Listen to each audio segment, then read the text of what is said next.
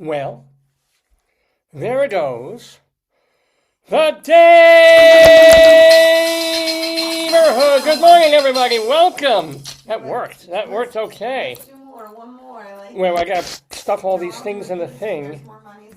Oh, this. All right, hold on. I gotta get this off the keyboard. Well, I could demonstrate when you're telling your story about the rock salt. That'd be very good. Yes.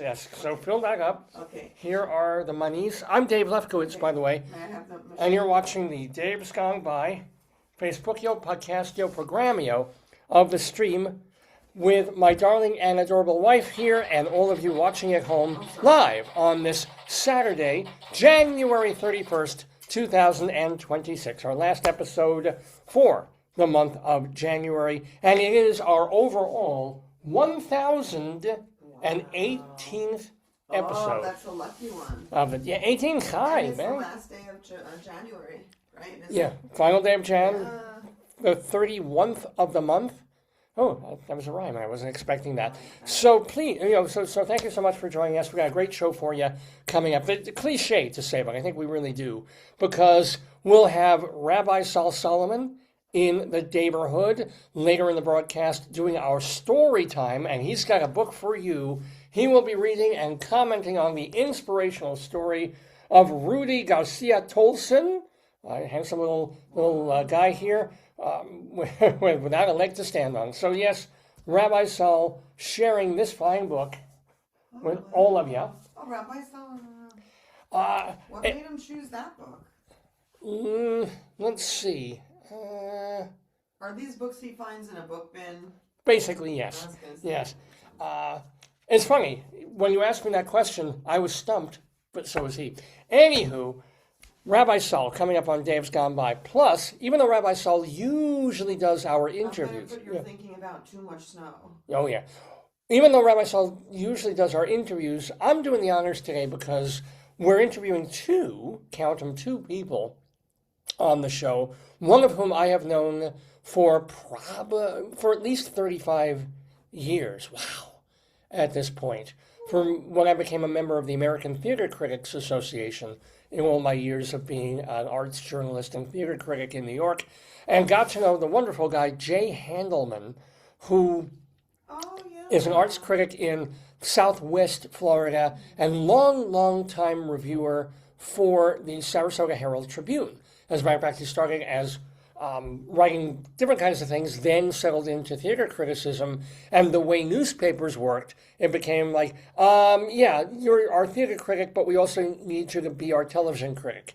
And could you be our media critic? And then, so, it just grew and grew. I think he became the arts editor of the newspaper at a certain point. And then, as with so many newspapers over the past 10, 20 years, things just kind of fell away and he needed to look for other stuff to do. Yeah. Is he still active in that organization? Well, he's still very much active in ATCA. Is he the president? Who was the president? He was a couple of times. I'm just trying to... Yeah, Jay Handelman, former two-time president of the American Theater Critics Association, former arts editor of the Sarasota Herald Tribune, now involved in building a brand new website. You look like a lumberjack. I'm a lumberjack and I'm okay. A brand new website devoted to theater in Southwest Florida, and he's doing that with another longtime writer at the Herald Tribune, a woman named Carrie Seidman. Oh yeah, so he and Carrie. Why doesn't he do it nationally? Why is it? It's regional. It's just Florida. It's just. No, you said one corner of Florida, right? Well, yeah. Well, Florida's a big up to down state, so it's not going to be Miami. It's not. Oh, I don't know, Pensacola. I don't know where Florida is. Not the Keys. The capital, right? Tallahassee. Yeah, I think you're right. It was hard for me to spell. I was a third grader. But he's more in the, where Marie Kilker is? He's in the Sarasota-ish area, and the Sarasota pop area. They both are. Did Catherine O'Hara die? Yes. Oh. Yeah, we can talk about that. Oh, sorry, I missed stuff. Yeah, we'll get to that. We've got a lot of deaths this week, including we just lost a friend of the Daverhood, which I'll talk about. But Carrie Seidman and Jay Handelman, both of them former Sarasota Herald Tribune writers, both of them working on this new website called artsbeat.org.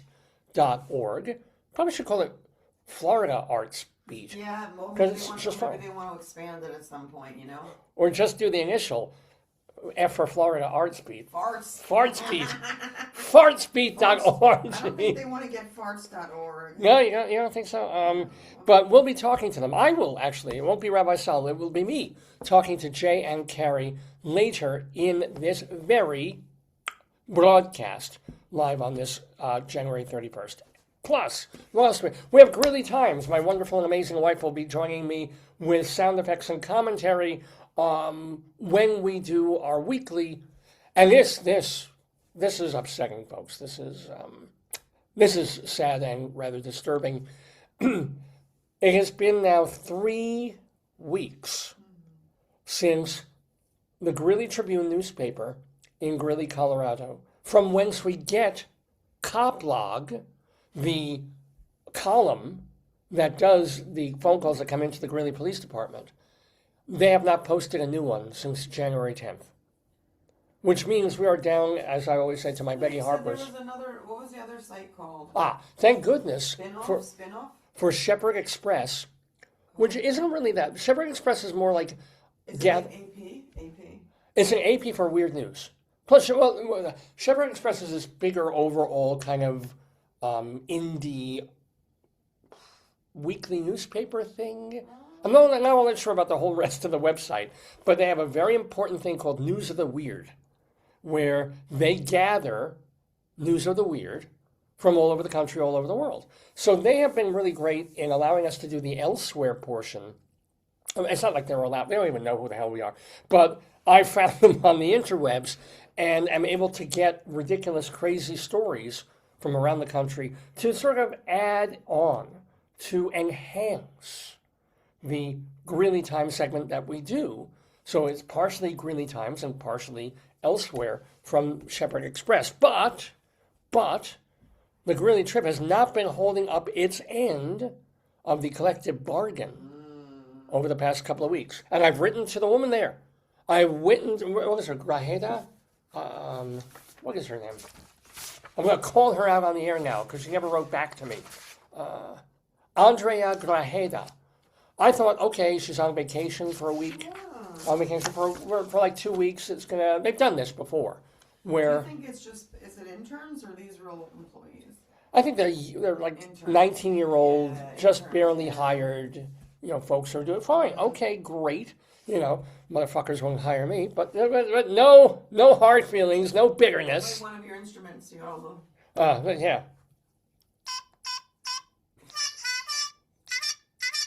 That's too happy. Do it. So if you're going to hire people like this woman instead of me, make her do the damn job. Make her get a bunch in, well, no, because they're based on entries in the dispatcher's journal at the police station, so they can't really do them in advance. But it has now been 3 weeks. I don't know if she gets 3 weeks vacation. If she does, she's very lucky in this world. Or maybe they're firing people.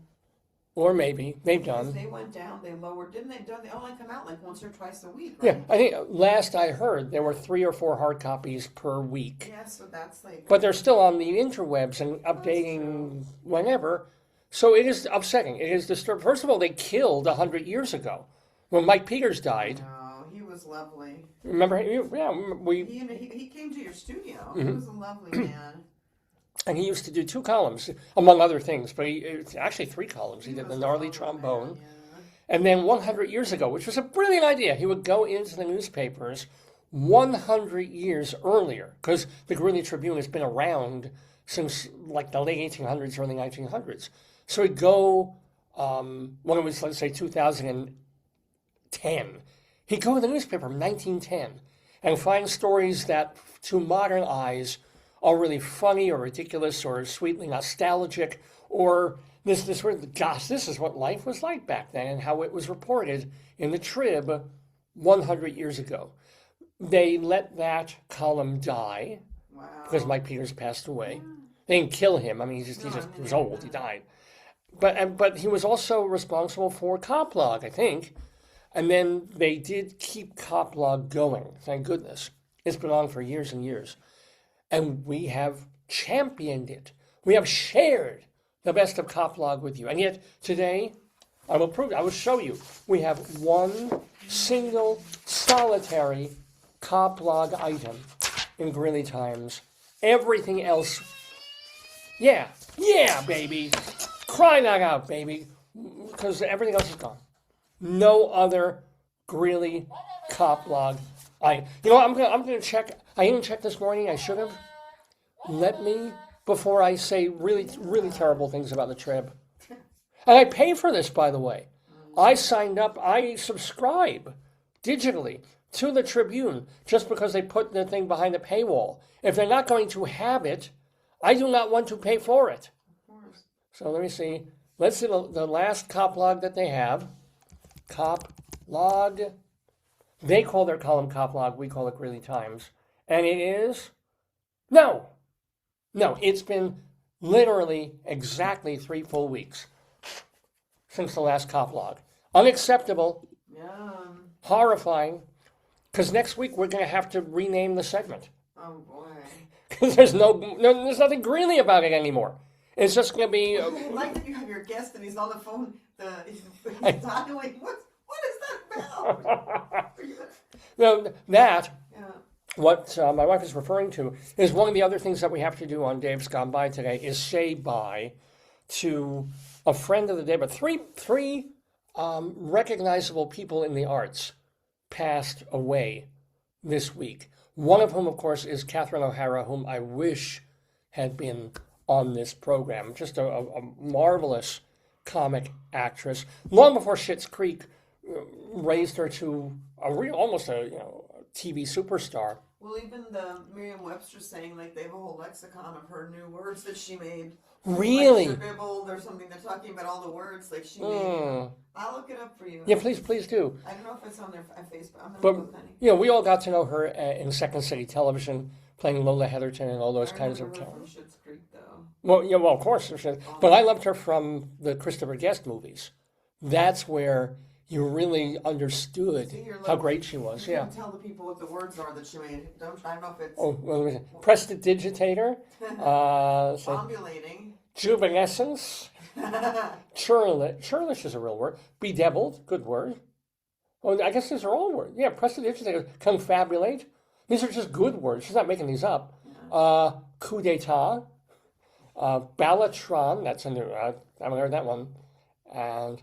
Dangers. Let's face it, it's the writers who are coming up with these. But yeah, if you've ever seen the best Christopher Guest film, people love Best in Show, but for me, it's A Mighty Wind, and she is great in that.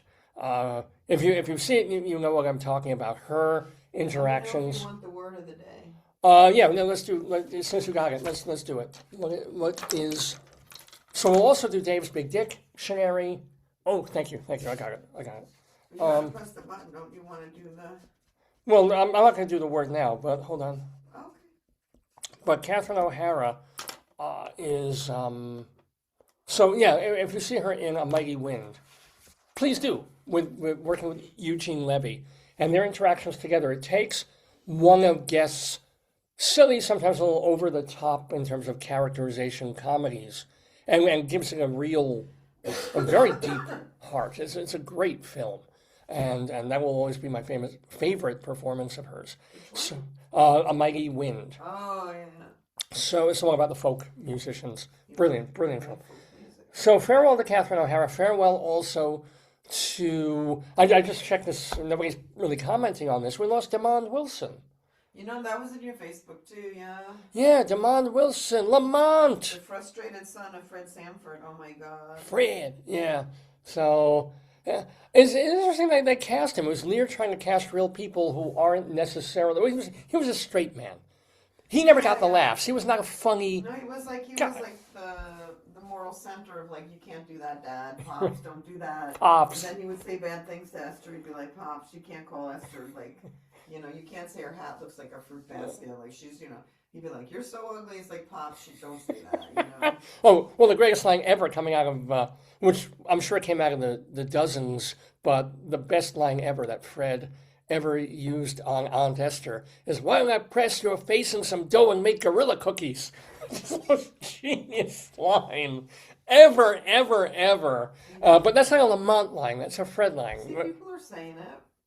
People are saying, yeah. When I checked this morning, it was more about What Catherine did he die O'Hara. of? Yeah, sorry? She died of like, She had a weird heart thing. because her organs are spread. What about him? What did he die of? I don't know. I haven't really.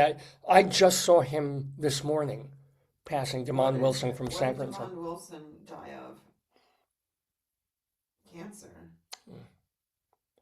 So he didn't really, he tried to have a bit of a career after San Francisco. It wasn't a reboot of The Odd Was he Couple. an actor? Fred Sanford. I mean, Red Fox was a comedian. Was Esther like an old? Oh God, Red Fox and They had a LaWanda long Page. That was that was the great thing about Sanford and Son. They both came up through comedy. the Chitlin circuit, black, Oh. late night, filthy. Oh, Sometimes. well, you could see that. Yeah. But LaWanda, she ended up, of course, playing this prudish. Yes, this like Like, church lady. how dare you Yes, do this this? church lady, Yeah. like, oh, Fred, like. But she was releasing, X-rated albums Oh, wow. back in the 1950s, and just like Fox Well, was. that must have been fun for her. Oh yeah, I mean, and they were great friends, and the casting her in Saffron and Son was she was the great secret weapon. She was, no offense to Damon Wilson, he was good, but tons of people could have played Lamont. Again, no offense, but it was a straight person role. Blah blah blah. It's kind of like Lionel in All in the Family, or the girl Adrienne Barbeau with the big boobs in Maude. Anybody could have really played that role. They're not expected to be that funny, but There had to be some relationship between him and Fred. and it worked. It worked. It was a hit show. It's a funny show, and it's a shame that he's gone. So we lost both of those people, and I guess I'll do this now. We lost also 2 days ago a fellow named Woodie King Jr., a notable and pretty important black producer and director. For the past bunch of years, people know him just as the founder of Woodie King Jr.'s New Federal Theater. Always irked me a little bit. Always kind of ticked me off. I would get press releases about the theater doing their season, doing an upcoming show. I'm sorry? Where was it located? New York. It was off Broadway. Oh, wow. Oh yeah.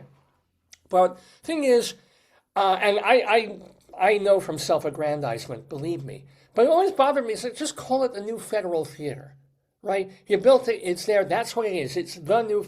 It doesn't have to be Woodie King Jr.'s New Federal Theater, because they always had to do the whole title. And I'm like, dude, if you're directing this or if you're producing it, your name will get. You are the founding artistic director of the New Federal Theater. It doesn't have to be Woodie King Jr.'s New Federal Theater. I'm like, imagine, Joseph Papp's Public Theater. If you own something, you want, if you come on there, if you had a theater, it would be like flashing strobe lights. There'd be aliens coming from another universe going, David Lefkowitz is theater. Yeah. The whole street would be David Lefkowitz Way. The Dave Lefkowitz's Dave Theater on Dave Street. Gold in the toilets with signs saying That's Trump. David Lefkowitz's restroom. Yeah. You'd have like everything. The Dave Lefkowitz toilet tank. All the snacks would be like David's favorite cookies. Yeah. You would everyone would have to take off their shoes in the theater. I would force people to put on Velcro slippers. Yes. Like everything. If you come into my building. David, the only candies they sell are unwrapped candies. Actually, every critic would And want everybody that. gets a hanky. Yes, a pocket handkerchief just for those moments, Yeah. Yes. And they could pay more for a monogrammed one. Ooh, but yeah, you walk into my world, you have to live in my world and my headspace. So I understand that. People don't like that. Come on, don't. I give him some clearance because maybe in the world that he operated, his name was such that if you wanted people to come to it or respect it or give money to it, people, what's the New Federal Theater? Oh, it's Woodie King Jr. Well, he directed on Broadway. Well, we know Woodie King. Yes, of course. Yeah, so maybe connecting his name was a good way. It was a sell, yeah. But cool dude, and directed more than 400 productions in his life, in his time, many at the New Federal Theater. He directed excuse me, a play on Broadway called, I've got water, thank you, a play called Checkmates, Oh, wow. which brought a youngish Denzel Washington to Broadway just, before St. Elsewhere and all of that made him, or maybe it was early in St. Elsewhere, he was already starting to get known, so they had a name. But it was a cute little show. Why was he texting on your show, though? Who was he calling? It was probably getting, stopping his thing from ringing or whatever it was, or answering an urgent, etc., and so forth. So what we do have, I want to play just for about 2 minutes a piece of Woody King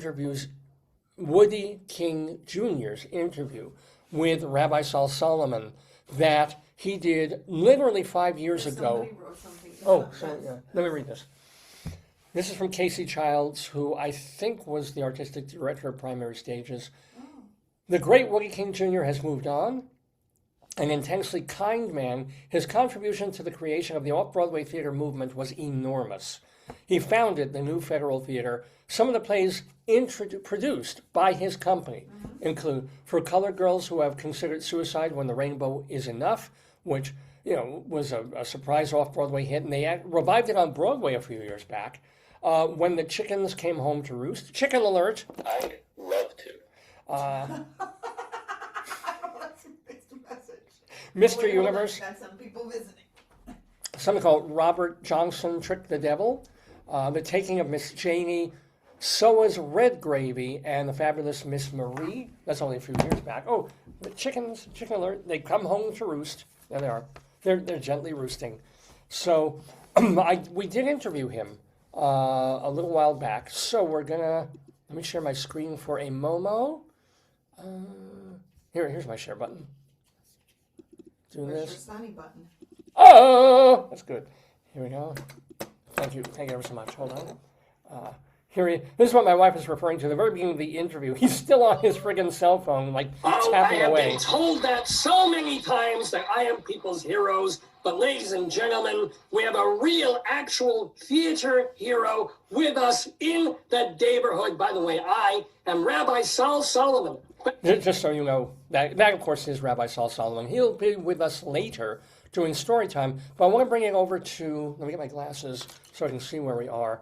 Just about the last couple of minutes, a little bit of the last couple of minutes of my or Rabbi Sol Solomon's interview with him. We can see it was back on episode number 780. Wow. Feels like a million years ago. Yeah, I mean, it was. It was, yeah. Here's Rabbi Sol with the late Woody King Jr. Off Broadway. So all of that, you got to know it if you work in it. True. So, what if someone were wanting to start a theater company in 2022, like a little off, not just anywhere, besides the great advice of get people who are real experts and know what they're doing, what else would you suggest in terms of building a theater company from scratch? You must love the theater. You must love the play you're going to do. You must love the actors and the director. You must have seen their work. You cannot not have seen their work. You just can't hire people out of the blue. They expect to work with them 8 weeks. It is impossible. Do you, since you're this overseer, because you get other people to direct most of the time, and for the not just online, but over the years, other people have directed the show. So how, when do you watch the rehearsal process, or do you just you step away for a couple of weeks and let the director alone, or do you sometimes have to say that scene isn't working, do this? Yeah. Yes, you do that. Oh, you do that. Yeah. Because a producer, you have a production meeting every week. Oh wow.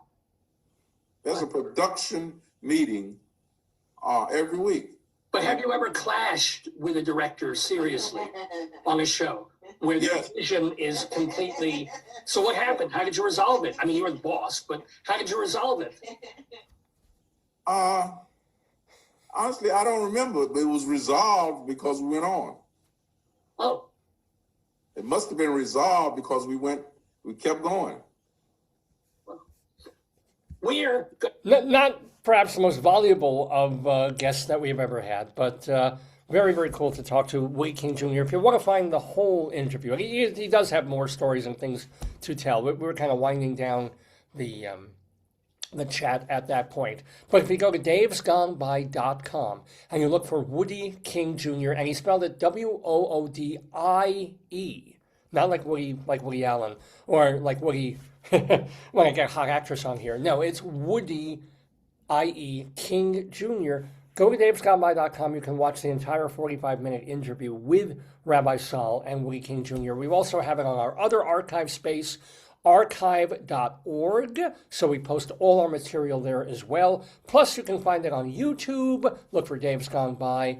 Lots of places to see the same content, and are being able to have an archive of interviews with people who are now gone, that we've preserved this moment of them and of their life and experience, sometimes in a funny way, sometimes more seriously. That's a pretty great thing. So go see. He's the first person, I think, that we have lost from the Daverhood this particular year. I mean, it's the end of January, so hopefully we won't lose a lot more.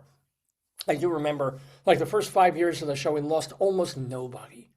And I've talked about this before, but that we have a pretty old, skewing interview clientele. We're not out there chatting with 19, 22, 24-year-olds who are playing at South by Southwest. We're doing people who are on TV in the 70s, movie makers, cabaret people, singers who are doing their cabaret thing, or were more well known as folk people in the 1960s.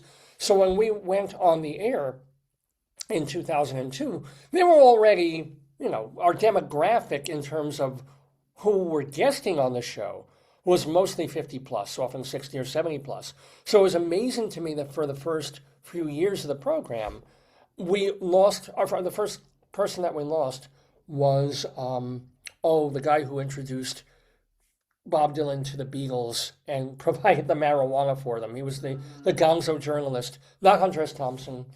And, I'm forgetting his name. It's not Aronoff or Antonoff, but it's a name like that. Look it up. It was, Say it again. Journalist who introduced Dylan to the Beatles. What's the name of the journalist who introduced Bob Dylan to the Beatles? Al Aronoff. Al Aronoff. Yes, thank you. Al Aronowitz. Yes. Al Aronowitz. Yes. Some Jew name, right? Al Aronowitz. So he was the first one. It says when he was an American rock journalist best known for introducing Dylan to the Beatles. Yeah. And when did he pay? He probably passed in something like 2004. Like, August 05. 05. I think he was the first one to go. Let me give it to you. And then I thought, hey, we're a good luck charm. People go on this show, and they live. And then, because nobody was dying for 5 years or so. Carol Channing on, she was, up in years too. Yeah. Right? And she lived a few more years, but now... She had just gotten married to her high school sweetheart. I know. Was that Harry Colligian? He was on the show too. Yeah, everybody's on your show. Yes! Yeah, you know what they say when they're on your show? Yay. And then when they die, you say... Oh. These, of course, are the balloons from last week's show, which was the day after my birthday. What's my... Oh, yeah. It's air. Not helium. It's not helium. Yeah, something about air stays airy. Well, actually, yeah. Look at it. This was blown up a week and a half ago, and it hasn't lost a drop of its... Yeah. And the last word is? A. Yeah, that's, of course. Rabbi Sol... Oh, this is row. Or not. Or do you want to do?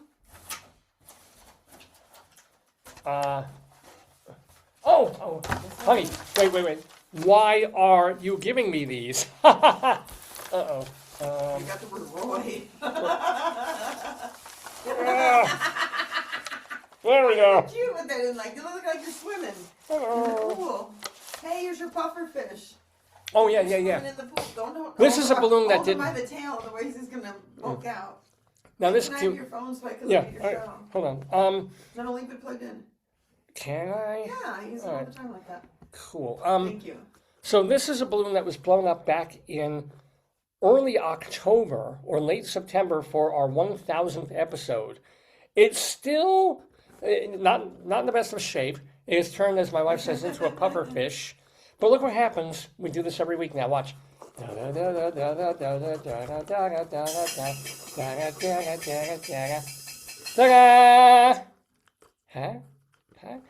Something about air or the expansion. I guess if I really got it warm, that's what she said, it would really get like, look how beautiful.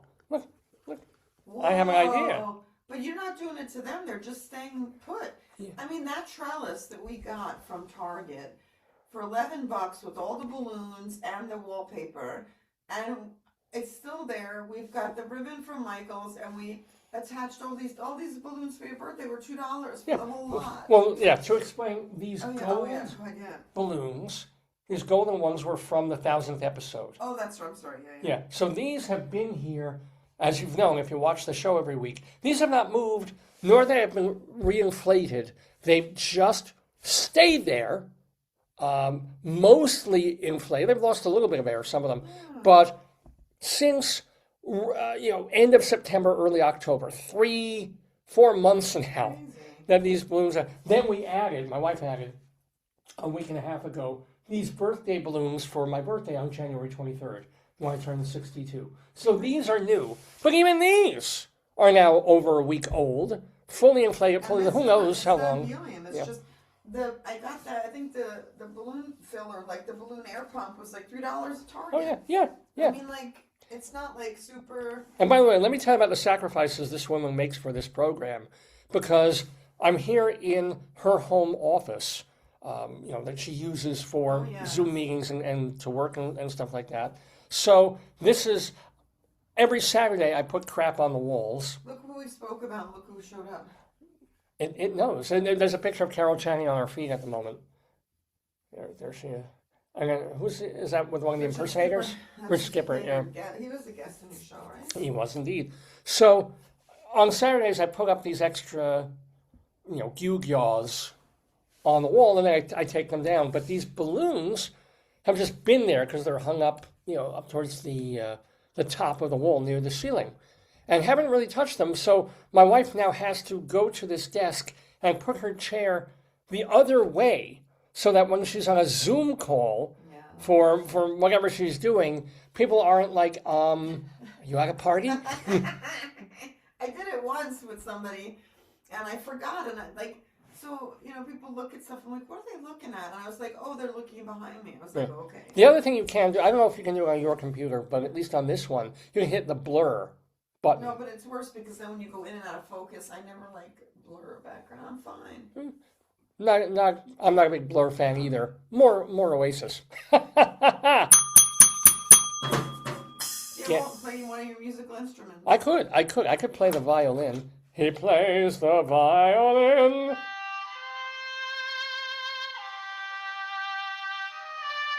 So there you go. Toot your horn, it's happier.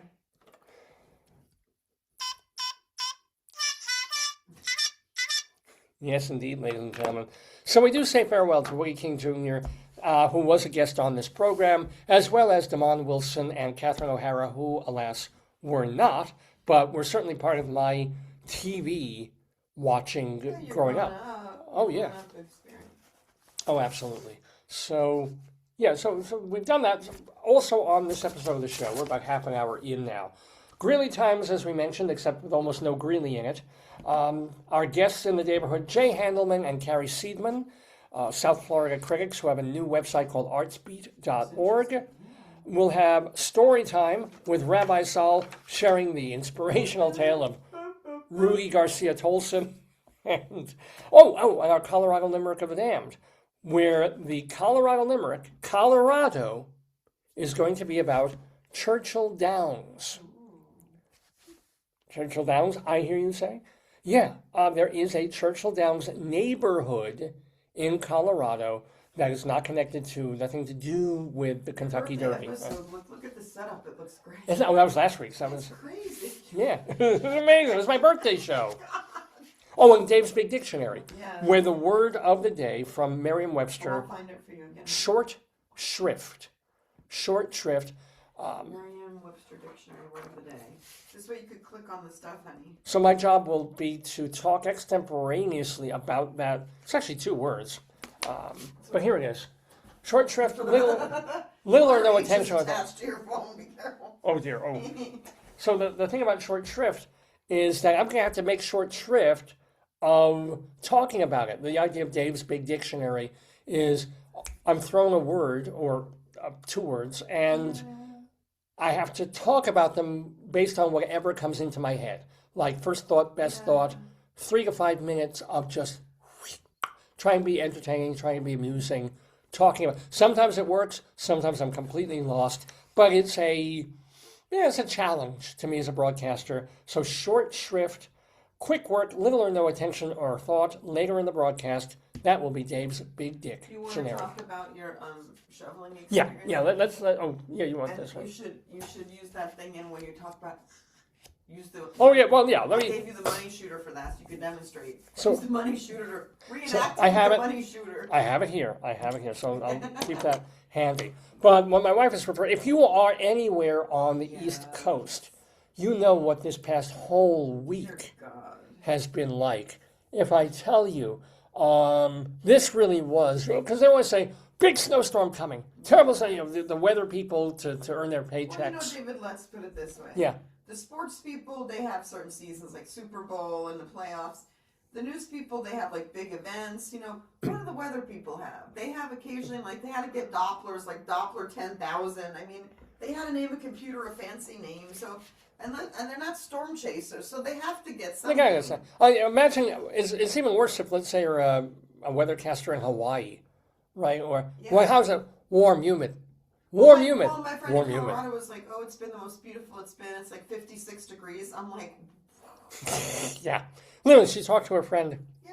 yesterday, and the friend couldn't. I mean, in Colorado, Yes. where we used to, near where we used to live. People ski. Well, people ski in areas of Colorado that get serious snow, but we used to live in Greeley, and Greeley was a temperate thing. It was not quite a mile high, but it was basined out, or for some reason we didn't get an excessive amount of snow. We got 2 or 3 snowstorms a year, and they could be pretty heavy. And we also lived in a HOA townhouse. So as much as I bitched about the monthly, David, those days, that was the good days. That was the good. they cleared. I didn't have to lift a shovel for 10 years. And they did the gardening. I mean, Yeah. they were like, so that's a good thing. Well, the gardening we have done for No, us let me too. tell We you, pay for it. My But, friend here lives in she's renting a co-op or condo. It's not hers. yeah. And she showed me, and what they did was when they shoveled, I guess she was to the end of the lot, the end of the block or whatever. Yeah. There is like a snow mountain next to her. It's like Oh. bigger than the house. Yeah, well, they have to push all the snow somewhere. Yeah.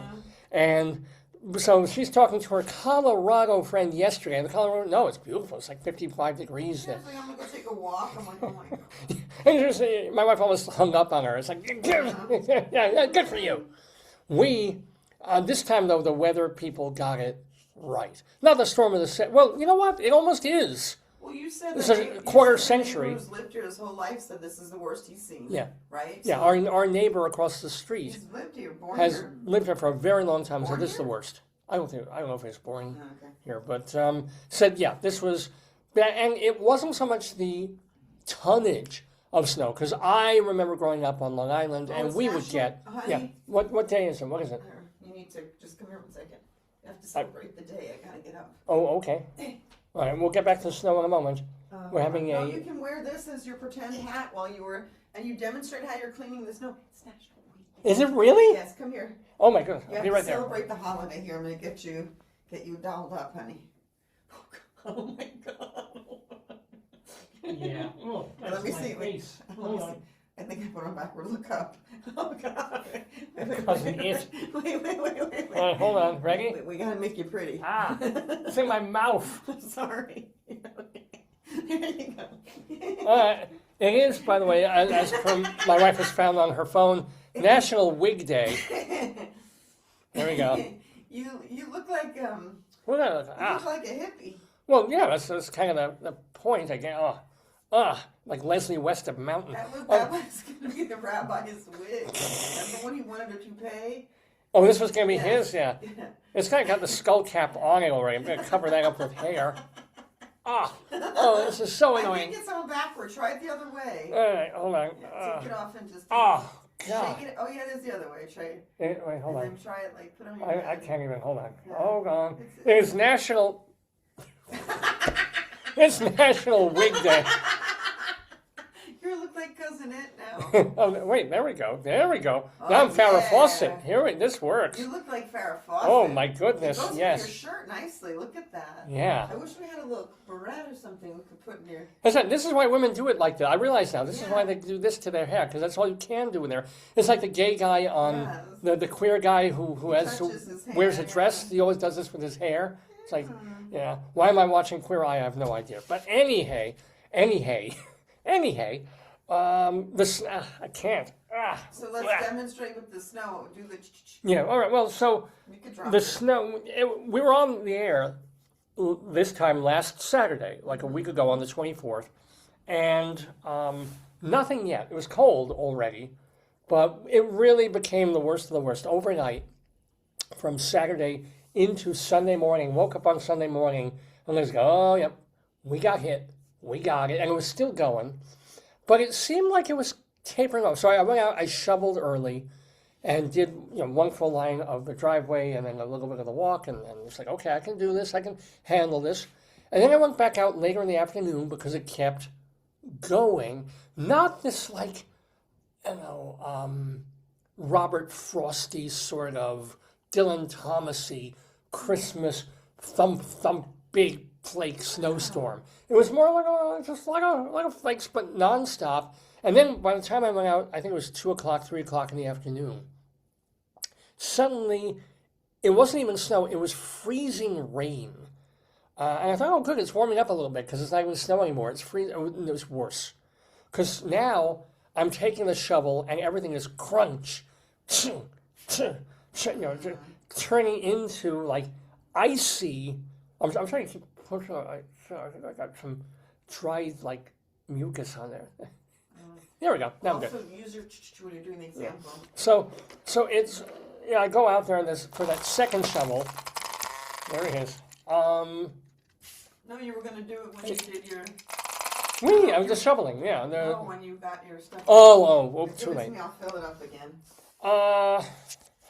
So I'm out there and I'm like, okay, I'm going to get this now because it seems to be kind of tapering off, kind of petering out. And I'll go out tomorrow morning, I'll get the rest of it, and that'll be it. But what happened was it just kept sleeting and snaining this frozen, awful rain. And apparently, by the way, there is a difference between sleet and frozen rain. Who knew? And it just kept going and going. It seemed to be stopping at 5 a.m. or 5 p.m. Can I have the machine? on Sunday. And then what was your special talent that you did? Well, all right. So then, Demonstrate with this. This Yeah. could be the thing you used. and what happened was I look out on Sunday morning. I'm like, where did all the rest of this come from? Where did these? Oh, no. Hold on. Where did all this extra more? It was stopping. You couldn't even see it out the window. I mean, it was night, but where? How did what I shoveled get almost completely covered over? Really covered over Yeah, all over it again. did. And then I'm out there Sunday morning. No. We were Yeah, off Monday, or Monday Tuesday, yeah. Wednesday, yeah. And I'm out there trying to shovel. And if I tell you, I'm hitting ice. Because that's what happened. It's the worst of all possible worlds. You can get a big snowstorm, and then if the next day or two is 40-something degrees and sunny and 50s, yeah, you have one big shovel to do, but then it starts going away, you can manage it. This was, if we live in Maryland, I'm sure it was up all the way through the East Coast, unshovelable, ungovernable. You couldn't. You were like literally just hitting rock solid ice. And our next door neighbor was like, yeah, having trouble, buddy? I'm like, yeah, you've got a snowblower. Which I'm not. And he's like, I can't. I'm doctor's orders. I can do my own walk, but I'm not supposed to do as much as I usually do. I'm like, great, thank you. But he couldn't have done it anyway because you can't use the blower on ice. You can use a blower on snow. So I'm there, and he said, but here, let me give you this. And he loans me. This man was a professional groundskeeper and landscaper for years and years and years. So he has tools. He's got the old school kind of tools that like an Amish man would have in his barn. He doesn't have cattle. No. He But- doesn't have a butter churner. He's got this giant thing that's an ice chipper. So he hands it to us and says, you try this. And you got it like, and it friggin' worked. But what you got to do is now, like you're chopping, Yes. chopping, put it down, shovel, chop, and it takes me 2.5 fucking hours to go probably at maybe 20 feet to get up the driveway towards the house of the male person who usually clumps along the snow anyway. But for legal reasons, you're supposed to make a nice path for people. And I don't even make our usual sidewalk path. I'm like, no, fuck it. They can walk in the street. They don't need to be walking on our little patch of sidewalk in front. There's 7 inches of snow on it, topped, and all turned into ice that I will, I'm 62 years old. I don't need to be giving myself a heart attack so that the male person doesn't get one. Are So, you only 62? yeah, I just turned 62. What do you mean only? What, do I look older? Thank you. My wife, ladies and gentlemen. Do the thing when you Yeah, want to well, do I'm going to get to the point where I'm talking about. So I chip for honestly 2.5 fucking hours to get this little get her done, and then it's like, okay, now I got to throw some salt down. Look how nice your hair looks, David. Thank you. And we have. Don't you think? I think it looks great. The curls are back up. I love it. Thank you. you. Maybe putting on that wig helped you. Maybe that. Yeah, Gave you some it's my hair relaxer. So I get my lotion. I'm in business. So. So I grab the ice. Your phone just wanted us to drive to Baltimore County. That's good. I grab the and we what's nice is we have the salt that is not that blue stuff that corrodes driveways and eats away at the atmosphere, the ozone. I have You made fun of me wanting to buy the fancy. the more expensive salt. Because it's pet safe and Yeah. it's, But we don't have pets anymore. No, but people walk on our, pets walk. Yeah. And, And you walk in, your there's shoes are trailing in the house. The deer, the raccoon, the Yeah. bunnies. I mean, they're not pets, but there's one. And then So- the vixen. Oh, yeah. So the salt we have is really just salt. It's just chunks of salt. You wouldn't use it for cooking, but technically No, it's safe you if would not you... use it for cooking. No, it's salt. You could. Technically, it's safe for human, but you don't. You don't. I'm gonna see what it is. Okay. Do you know the brand? Do you know No, I don't know. check it out. Yeah. I don't know. You don't know the brand. Rock salt that is safe for human consumption. Food grade rock salt. Yeah, well, it's probably close to food grade, which is lucky for me. Because what happened was I was finished shoveling. I'm out there like almost like feeding chickens, like scattering from the bag directly, like just you do that little shuckle with the bag as you walk. Shuckle, you find an ice patch, shuckle. And then I'm like, I'm also exhausted. So I'm sprinkling the stuff. And then I'm like, okay, phew. I turn the bag right side up, right? And as I do it unknowingly with such vigor that the salt from the bag shoots up and hits me, not only hits me in the face, but actually gets into my mouth. Why was your mouth open? Because I'm shoving like a slack-jawed yokel. I'm a 61-year-old Jew from New York, Play the violin. and I'm supposed to be a fucking like farmer guy with a Chopper. snow shovel and a chopper. I'm like, Jesus Christ, I hate to get me out of this. And I know I'm only like moments away from going back in the house and being done with it because I'm at the salting part, the finale. So I'm like, I turn the salt just goes into my, thank God not into my eyes, but into my face, and just suddenly I'm tasting like, oh, salt is salty.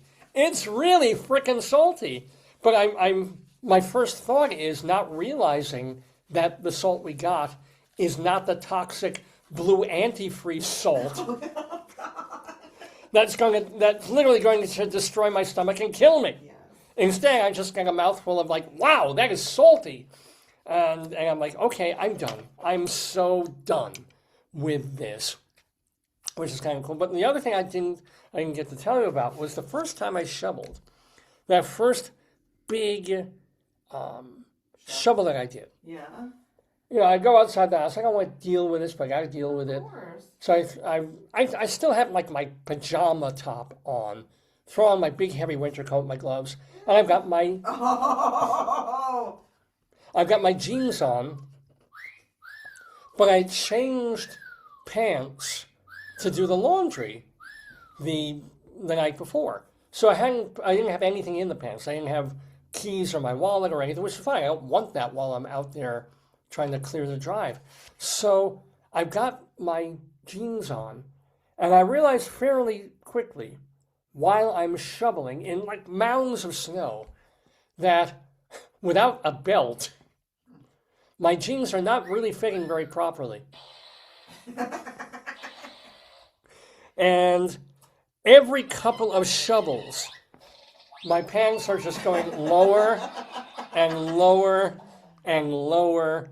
And I keep, now, and I don't want to, I'm too lazy and I'm too tired to go back in the house because I would have to take my wet boots off, take all my stuff off, go in the house, put on a belt, come on. I'm like, no, fuck this. I'm just going to do what I got to do. So I'm out there, though, and the trade-off is that now every couple of shovels, I have to put the shovel down, lean against the house and pull my pants up. Because they are falling down toward my knee, which makes me feel good. It means I've lost a little weight. But at the same time, when I'm trying to do a job, it's like every minute. You said that's what plumbers do. That's what we do. Well, the plumber's ass is when, leaning forward, you see the crack. With me, this was beyond. The thing is, you couldn't see any underwear because I was wearing, I was also wearing my pajamas under everything. So I had my pajama bottoms under my jeans for extra protection against the cold and wet. Thank goodness. Because otherwise, my underwear, my legs, I would have gotten frostbite on my thighs. Your tushy baba would have been out. And of course, all the other neighbors are out shoveling. The next door neighbors with their kids are out there. And I'm standing there, and I'm feeling my pants coming down again and again. I'm like, God damn it, I'm putting the thing and grabbing my pants and pulling and shoveling. Tell them what you were called in our old neighborhood. This is why Jews don't do, hard You labor. were called in the old neighborhood. You tell this part. So you used to go out in your pajamas, I guess, or your underpants. I don't know. Well, it was in my boxers. They were talking about you one time. They're like, "Is that the man that goes outside in his underwear?" Because what I guess they didn't realize is I wear boxers like shorts because I wear tighty whities, I wear briefs. Yes. And then I'll put boxers over them. So boxers aren't really even serving as my underwear per se. They're already, I'm covered. I'm covered under the boxers. But if I go out and I run and get the mail, because in Colorado we used to have to go, was it Colorado or New York? New York, it was Shirley's kids. Oh, yeah. So I would go out and I think we even got the newspaper back then. Or if I had gone, it was the newspaper. Yeah, I literally duck outside, grab the newspaper in nice weather. I'm not going to bother to put on pants to do that. I've got my boxers on over my briefs, and yet, of course, the neighboring children are like, "There's the underwear man." I'm like, "Fucking underwear man." Yeah. These are boxers. They're shorts. They're shorts. Yeah, you had a lot of fame. I do. So now I'm going to be the guy whose pants can't stay on. Pants off, dance off. When he's shoveling. Isn't that a song? Pants off, Pants off, dance off, baby. What does it mean? Like you dance with your pants off? I guess, yeah. So, and the one thing, any other, and so it's now been almost a week, as we know. It's been 6 days since the snowstorm started. I was driving 2 days ago, long after the plows, long after everything else. I'm picking my wife up from work, and we're going to Walgreens to grab some provisions and stuff. And driving, and then pretty much out of nowhere, like giant chunk of ice, snow ice, in the road. And I'm like, you have to make that sort of split-second decision when you're going 30 miles an hour. I was like, I can't get in the left lane because there's other cars there and it's dangerous, but this is a big frickin' chunk of snow ice. It's nice, but it wasn't nice. So what do? So I'm like, all right, I'm going for it. And I just go, boom, and I hear thunk, right? And then in front of it, there was more ice. So I don't know if there was a little bit of melting and then just chunks of ice came through where they had plowed and rolled down into the gutter and ended up blocking, traffic and creating a hazard. Or if they were just there, it was badly shoveled. I don't know what happened. But I go through one and I hear, oh shit, that doesn't sound good. And then there's more in front of it. So now I realize I have to get into the left lane. And everybody behind me is going to have to get into the left lane. So I signal, and the guy in the left lane was very cool. He let me in. But we get home, we get to Walgreens, and look at the car, and so, all right, let's see, do we have a bruise? Did I break the headlight? What the hell? And part of the front bumper of the car, from hitting this cube of snowy ice, separated from the rest of the car. It kind of went to, the right side front bumper portion pulled away from the side of the car. And I'm like, oh, Jesus Christ. It's sort of like, just wanted to get a couple of provisions from Walgreens and, just to get home in the dark during, in this deep freeze weather that we're having. And now I'm going to have to go to the Subaru dealer and make an appointment and be out there and then, spend my morning and do this in 10-degree weather. And I'm trying to push it in and pound on it. And my wife looks at it and says, And she goes behind it. No, you tried to describe. pound it with your fist. Yeah. Because that's your That's why I do everything. Your pants fell off. Anybody who pisses me off, I pound them with my fist. Your pants fell off. They did not. They did not. But what did you do? How did you do it? What did you do? There was a little catch that you were trying to push into it. You had to loop it around the back like a loop, and it worked. So, saving us a couple of $100 in and a waste of time and doing all this and all this annoyance. My wife just went like, "Oh, there's a little latch hook." She goes behind the thing, she pushes it back in, good as new. Good. So, the brains of this operation, you don't see her on camera. You're the tushy. And the hair. So bless her for that. So three things from this one awful snowstorm. And again, the wind chill last night. You're kicking the H. Last night it was 3 degrees. It went down to a low of 3 and a wind chill of like -5 here in Maryland, the South. We're 200 miles south of New York City, let alone Buffalo. Like, what the hell, right? Unbelievable. And it's not going to get better anytime soon. I think there's states along the East Coast that 12 days in a row are not going to see numbers above freezing. So we get sunshine. It's actually sunny now, visually beautiful, and causing un peu de melting. But, and we're due for more snow and cold tonight. Not much, like an inch, but an inch on top of ice that has sat there for a week. It's the worst of the worst. I had one friend. Yeah. Her pet wanted to go out and tried to jump in the snow, and it was like an ice wall. So it just walked along like 6 feet or a couple feet of snow. And then another friend walking home said when there was no sidewalk, they didn't want to fall in the snow like I did when we were shoveling the wet snow. They just walked on ice. So people are walking across the ice. Yeah, but they got to be careful because, of course, yeah. Of course.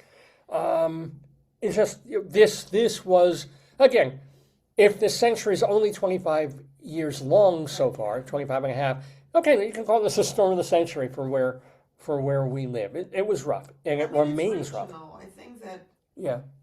every place has different experience, and I think, here, this is a big storm here. So here's what I've been thinking. There are two inventions that came to me this week. Now, if I were a millionaire or if I went on Shark Tank and I had patents and I could design these blueprint thingies, I'm like, here are two things to come up with. What? One of them is, why is it in 2026 people have snowblowers, right? This thing where you go through and it... Where is the person who's going to invent the snow melter? What do you mean? I mean, you take a machine that you push it, it heats up. Said, what a gadget. What a gadget. What a gadget, right? And you, instead of just throwing the snow somewhere else, kind of like leaf blowers, where is the machine that just says, I'm going to melt the snow in front of me? But I mean, it might take a lot of, you could, okay. My thing was just take hot water and throw hot water.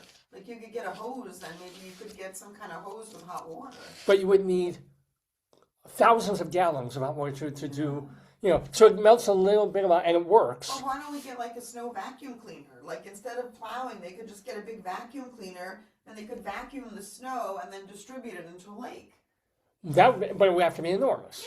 Yeah. Yeah. I mean, there are people who could invent this stuff. Where are they? Where are the snow melter people? Because the problem with pouring hot boiling water on the snow is that as soon as it freezes up again, you just have a sheet of ice everywhere. What time, David, is the interview? It's pre-recorded, so we'll do it. No, but I want to post it. I think someone asked. Probably about 10:30. We'll do Greeley times, and then we'll have it. I gotta get back. People are waiting for me to stop talking about. No. People just want to know. I can't. I'm back somehow. So somebody please invent not the snow blower, but the snow melter, right? Or the snow atomizer. I think it's called global warming.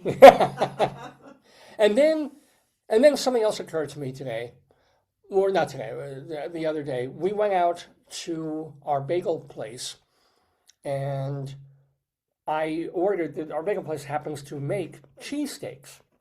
A very tasty Philadelphia style cheese steak, which is bits of steak with cheese, melty cheese, and nice and lettuce and things like that.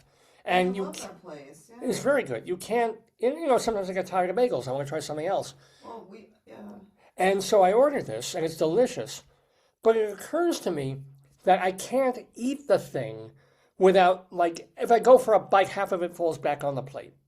I have to start scooping up with my finger. Where is the person to invent a way to make sandwiches like this less messy? Without using less inside stuff. I mean, it's easy to make a sandwich not messy. Wasn't that the pita pocket? That's where they had the Yeah, yes. So where are the Philly cheesesteak pocket makers? I don't think a bagel place is going to want that. Or if you've ever had a really thick tuna fish sandwich or an egg salad sandwich, and you go and it's good, but then plop goes half the egg salad onto your plate or onto your lap, and you're it ruins the experience almost of eating a really nice sandwich with lots of good, yummy stuff inside, as opposed to a thin layer of so that it stays in. No, you want. But how about sandwiches with bookends or covering areas that you could that joins the bottom of the sandwich joins with the top of the. You're supposed to keep it wrapped when you eat it. They wrap it up so you eat it in a wrap, so nothing falls out. You just really? You peel the wrap down like banana peel. Yeah. You're supposed to do that? Supposed to do, yeah. Whoops. I will try that. Let's see if that works, because it still doesn't seem to protect the unwrapped part from plopping and dropping. But that is an interesting. I would end up eating paper. I would take a big bite, and it would be past the part that is, into the wrapped part still, and then I'd be dropping and glopping with the stuff and pulling paper out of my mouth, because that's me. So I don't know, but okay. And the pita pocket, you're right. They've invented this. So where are the pockets for a Katz's pastrami sandwich, for a big, tall egg salad sandwich, right? Where are the pockets for the Philly cheesesteak? Where are the pockets for sloppy joes?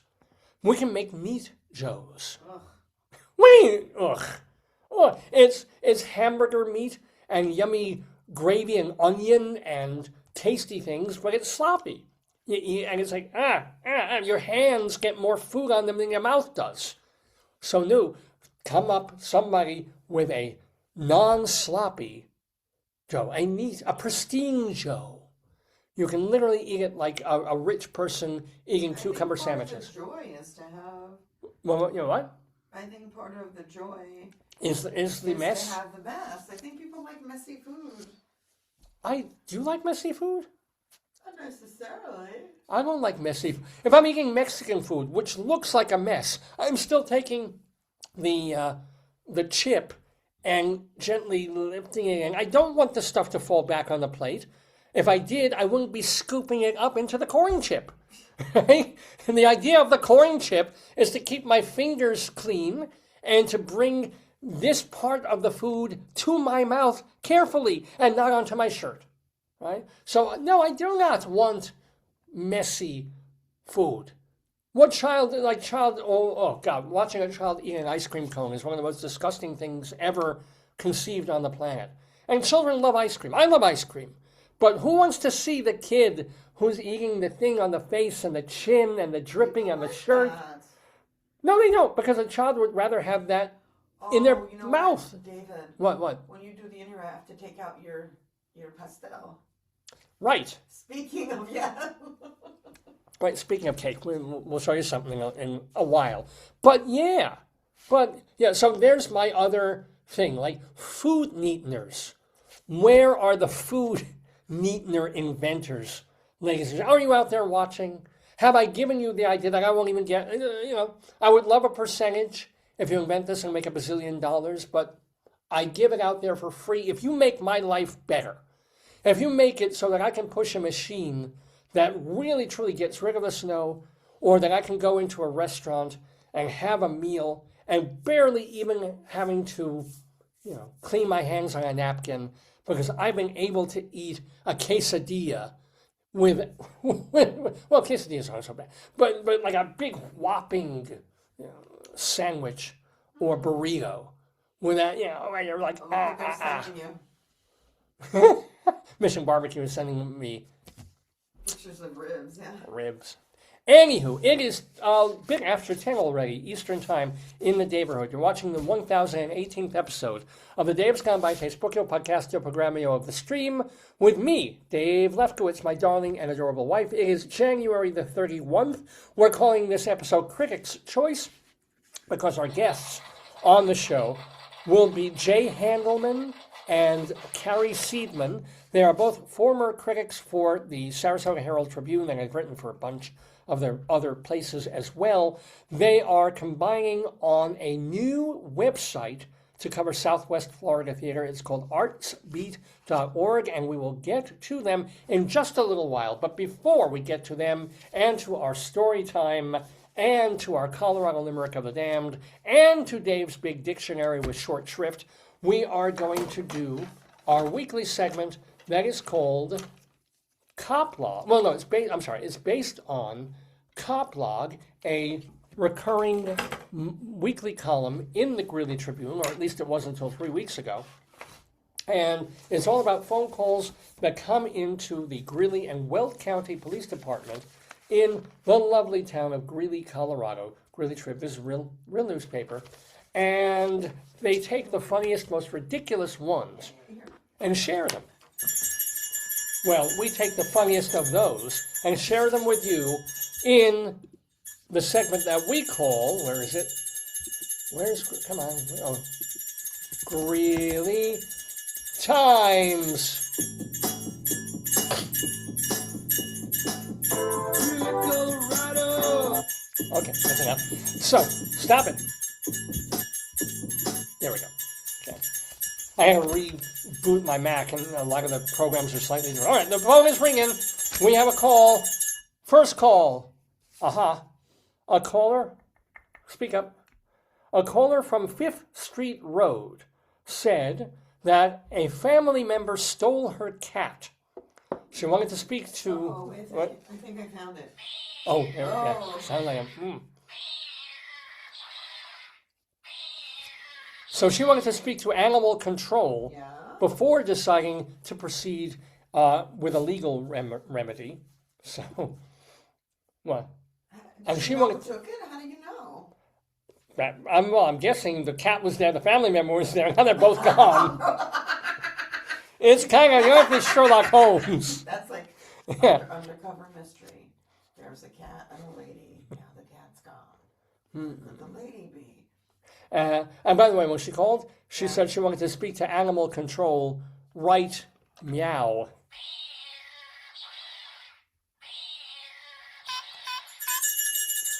Okay, so let me explain. That one item is the only Greeley item of the week on Greeley Times.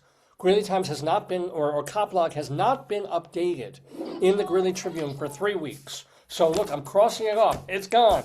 We've done it. I'm hoping that by next week they will get off the stick and get back on the log, if you will, and give us material. But it's okay because the Shepherd Express has stepped in.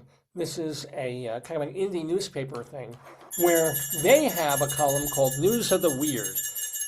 And we go, appropriate timing, since, you know, this Tuesday is Groundhog Day. We have a story about groundhogs. And it is literally the groundhog place, Punxsutawney, Pennsylvania, as reported by Shepherd Express. PETA, not the pocket things, but PETA, the People for Ethical Treatment. PETA? Oh, yeah. For ethical treatment of animals, is nothing if not helpful. On January 20th, the group sent a letter to the Punxsutawney Groundhog Club's president, Tom Dunkel. PETA What happened? offered to donate, quote, a state-of-the-art 3D groundhog projection, a hologram. You would love that for Fiddle Faddle. For Groundhog Day, which is happening this February 2nd. Now, why did they do this? Because, said PETA, let Phil and his family retire, the group said. They said, this is part of the quote, pixelated pop stars are headlining concerts, and long-departed celebrities are attending conventions, so why not put the technology to good use? A hologram that lets the real Phil hibernate in peace, unquote. See, PETA added that groundhogs are naturally shy and avoid humans. But, Not quote, Fiddle Faddle. well, no, they don't come near us. He comes a little too near the house. We have a groundhog on our property that we see several months in the year. He could audition to be the new Fiddle. He could be the understudy. He should be. Yeah. You know what? Let's call Punxsutawney and say, here, take him, get him out from under our shed. Just get a ring cam and then show him in his natural environment on the ring cam. Well, yeah. Well, the point is, groundhogs should really be sleeping still. That's the thing. Okay. Yeah, so that's the thing. They're also naturally shy and avoid humans. But, says PETA, quote, every year this terrified little animal is subjected to loud announcers and noisy crowds. You hate that. You'd scream. I would scream. You'd drop your pants. But I also want to be in the spotlight. I'm like, hey, I'm famous. Yeah. So why don't they have somebody wear a costume? You could go out there, get yourself a Punxsutawney Phil costume and wear it. Because, yes, but this is a traditional thing. It's one frickin' rodent. He's not happy, I'm sure. I'm sure he's not happy. He's not happy for like 2 hours. They pull him out of his thing, they put him in a cage, they feed him some stuff. The guy holds him with gloves because he'll bite anything that comes near him. And says, okay, do you see your shadow? He did, he didn't, bye-bye, fine. And then they probably, chop him up and use him for roadkill burgers or something. But it's one stupid little groundhog in towns all over the country. That's true. Oh, look what's happening. Yeah. Wait, hold on. What's that? Not yet. No, because I want to say that in response to the PETA thing of saying, hey, use a digital holographic groundhog instead, Pennsylvania Governor Josh Shapiro posted on X a "Don't Tread on Me" flag with Phil replacing the snake. So I think, and he wonders why they set his house on fire. But now now I hear the phone. Uh-oh. Now this call comes all the way speaking of snow, speaking of ice, from Moscow, Russia, a 38-year-old man named Sergei, who was taking part in a corporate holiday party at the Igra Stolov Game of Tables cooking studio in Moscow. Was it a cooking show? Yeah, Game of Tables cooking studio. Oh, I'm sorry. So it was a corporate holiday party. Oh, of course. Yeah. Why else would you go there except to celebrate your holiday party? Well, he wasn't celebrating very well. Sergei had to be rushed to the hospital after drinking a cocktail that ruptured his stomach. What? The drink. Here's the deal. Remember, these are chefs. These are cooking people. Yeah, so they should know better. It was part of a cryo show. Oh, that's that's bad. The drink had been infused with liquid nitrogen. Oh my, yeah, but they do show that on the show. Yeah. So what happened? Not here. Yeah. Liquid nitro is used. I mean, cooking has gone so molecular and so scientific and all this nonsense.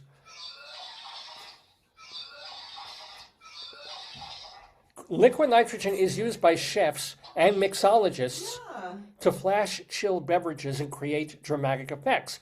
But, however, on the other hand, if you drink the cocktail before the nitrogen has fully evaporated, you're in trouble because it's a gas and it expands incredibly rapidly and burns going down. Tell him he's a chef, David. Well, he probably wasn't thinking. He's just like he thought it was ready, and he's literally ingested liquid nitrogen. Tell them your story about your creme brulee. Oh, yeah, exactly. All right. Sergei underwent surgery and remained in serious condition at the time of the report. Did he pop his stomach? It popped? It burned it. He probably inflated. I don't know if he I don't know. Like yeah. Like the guys who put the things in their rectums. Lucky that he didn't, that somebody got him to a hospital. Yeah. No, but sometimes you don't think you're hungry. You wanna show how hungry and. I love food, but I've never been so hungry that I wanted liquid nitrogen. Yeah. I must say, yeah. But the story my wife is referring to is we have a couple of friends, one of whose husband could have been a French chef. He's a really fine cook. And we went there for dinner, and he made this delicious entree and stuff. And then it was time for dessert. And he made creme brulee, which is a lovely, delicious vanilla-y custard with a glacé kind of crackly top, burnt sugar top. So he's got like the flamethrower thing where you take the top of it, the sugar, and you give it that little bit of the burn, right? You run the flame over it, make it molten, and then, so he serves this, and he puts it in front of me. I'm like, oh boy, I'm going to try this, without realizing that there was a flame literally melting the sugar 10 seconds earlier.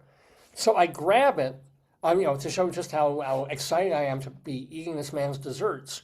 And I put the spoon and I popped a big spoonful in my mouth, and literally, I don't know what expression must have been on my face, but I feel the top of the creme brulee searing the roof of my mouth, my palate. Well, my palate is no great shapes to begin with, because I was born with a cleft palate. So the hole in the whatever that's there is You ran around like that. Well, because also it was stuck. So it wasn't just like burning me like you burn your tongue or something. This thing was now adhering to the roof of my palate. So you know what? I took a fork. I took a fork and I went clink, and I just got out. I said, "Open your mouth."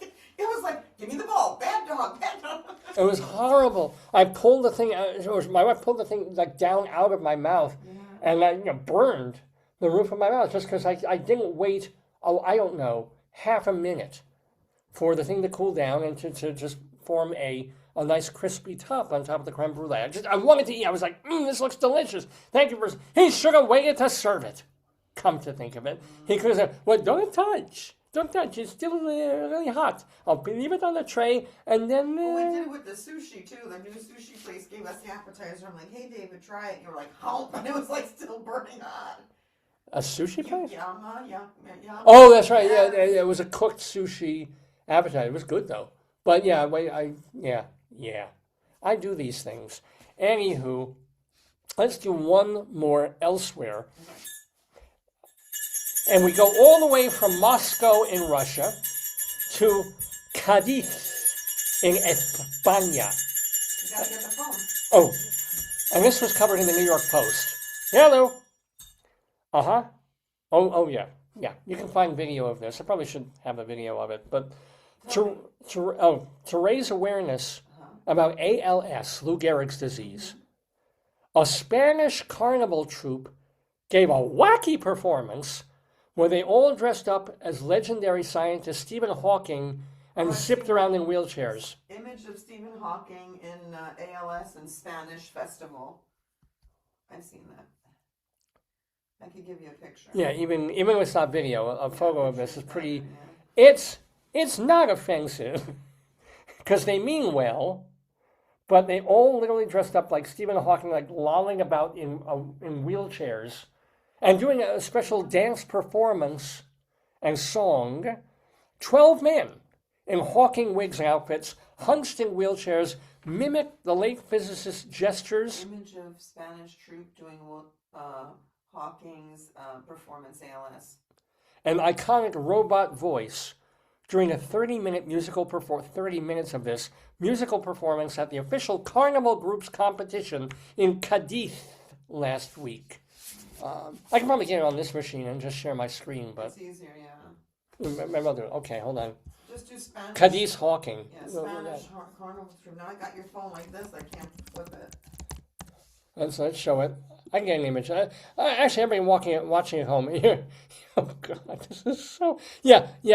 I'm in bad taste. All right, here. Let me share the screen. What was the point? Were they singing? Well, no, they were bringing awareness and all. They were here. singing in Spanish about ALS. Yeah. Here's the image, folks. I'm not. My God. Do you have a Facebook up? Can you see my show? Well, let me see. Hold on a second. I'm in. This is real, folks. I mean, they're not real. They're actually making fun in a nice way.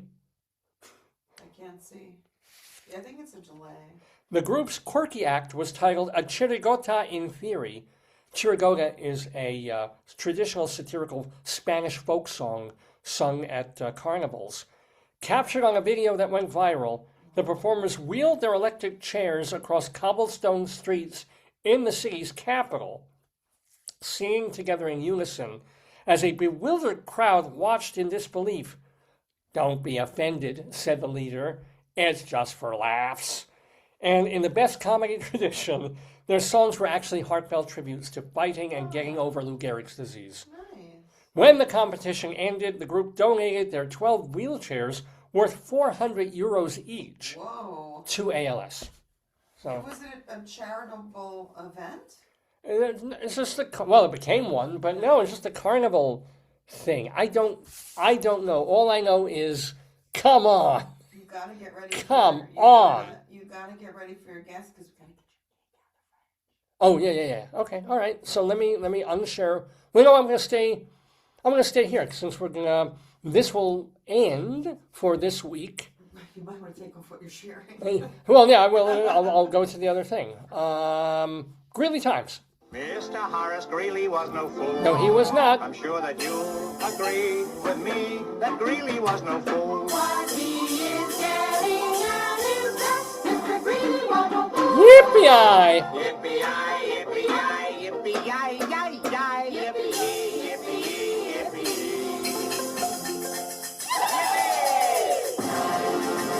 So, ladies and gentlemen, it is 25 after 10 Eastern Time here in the Daverhood. Yes, I am going to finally get rid of that.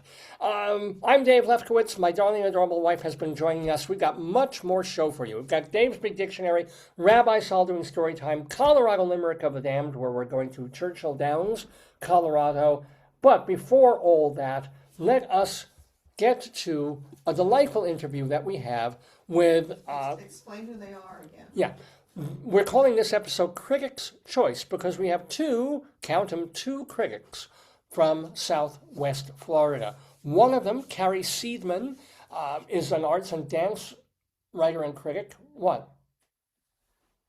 Yeah, what am I looking at? Oh, hi, Marie. No, that's your screen. You see, it's not fully up. No, that is a black screen because that's But the it's interview. It's not the full screen. Oh yeah, I'll make it full. Make it full. Now it's full. Now it should Keep your pants on. Carrie Seidman, dance critic for the Sarasota Herald Tribune, also an arts critic and journalist. She was with the paper for a while, and she also has this whole other sideline career. Speaking of diseases, of dealing with very serious mental illness as well. She set up a, she'll talk about it. Plus, we have Jay Handelman, whom I have known for decades now, because we've both been members of the American Theater Critics Association. He was president, right? Yeah, two-time president. Oh, wow. Yeah, of ATCA is what we call it. And then what else we have? Where's Jay? Arts critic, theater critic, and editor, arts editor of the Sarasota Herald Tribune for many, many years. Papers change, times change, people get buyouts, people get their parachutes, and papers go from having 100 people writing to 3 people writing. They lived through that. And now they're technically semi-retired, but they want to keep their hands in. They want to keep writing about and seeing theater and Share their dance. experience. So they have so much experience in theater in that region, right? A regional theater. Right. And bring attention to Yeah. what is going on at the Oslo But repertory. that's the goal of your organization, that they used to take critics to different places Yeah. where they'd say, whoa, what kind of theater is here? And then we'd see great stuff, right? Right. So this is kind of a digital way of having a space for that corner of Florida to say, hey, this is happening. We're writing about it. Are they going to put shows up, or they're just going to put like narrative? Reviews and stories. Oh, wow. And interviews and things like that. They have, it's connected to some nonprofit organizations. They themselves I want to put something up. This is what people see. yeah. Well, they should see me in the corner waving, do they? Yeah. So this is, I have the interview ready. So it's Jay Handelman and Carrie Seidman, who are forming it's already formed. You can go to artsbeat.org. But why should I tell you about it? Here are Jay and Carrie and me on Dave's Gone By. Well, very, very happy to have a couple of critics here in the Daverhood on Dave's Gone By. And before you start shrinking away, remember, I've been a critic myself for 30 to 40 years now, and I've known one of these two people for quite a lot of that time, because Jay Handelman I met through the American Theater Critics Association, which he has chaired at least once, or is it twice, Jay? I had 2 stints as the chair for 2 years. I was on the board for 6 years, and then again another 6 years, and 4 years altogether as chair. So yeah, he's been part and parcel of ATCA is what we call it, because he's been a major theater critic in South Florida for about as long or even longer than I've been a critic. And sitting next to him is someone else. Let me give you the details of Carrie Seidman. Carrie has written for the New York Times, the LA Herald Examiner, the Albuquerque Journal, and the Albuquerque Tribune. I mean, that's a double stint right there. She is the former dance critic of the Sarasota Herald Tribune, and also we can get into some of her other non-arts related work, because she is an advocate, an expert on dealing with the mentally ill. So I have her on speed dial. But Jay and Carrie are with us to talk about their uniting with a purpose, because now that they're not really technically with the Sarasota Herald, they still want to see theater and dance and cover it and write about it. So they have formed a website, and the website is called artsbeat.org. Artsbeat, B-E-A-T, artsbeat.org.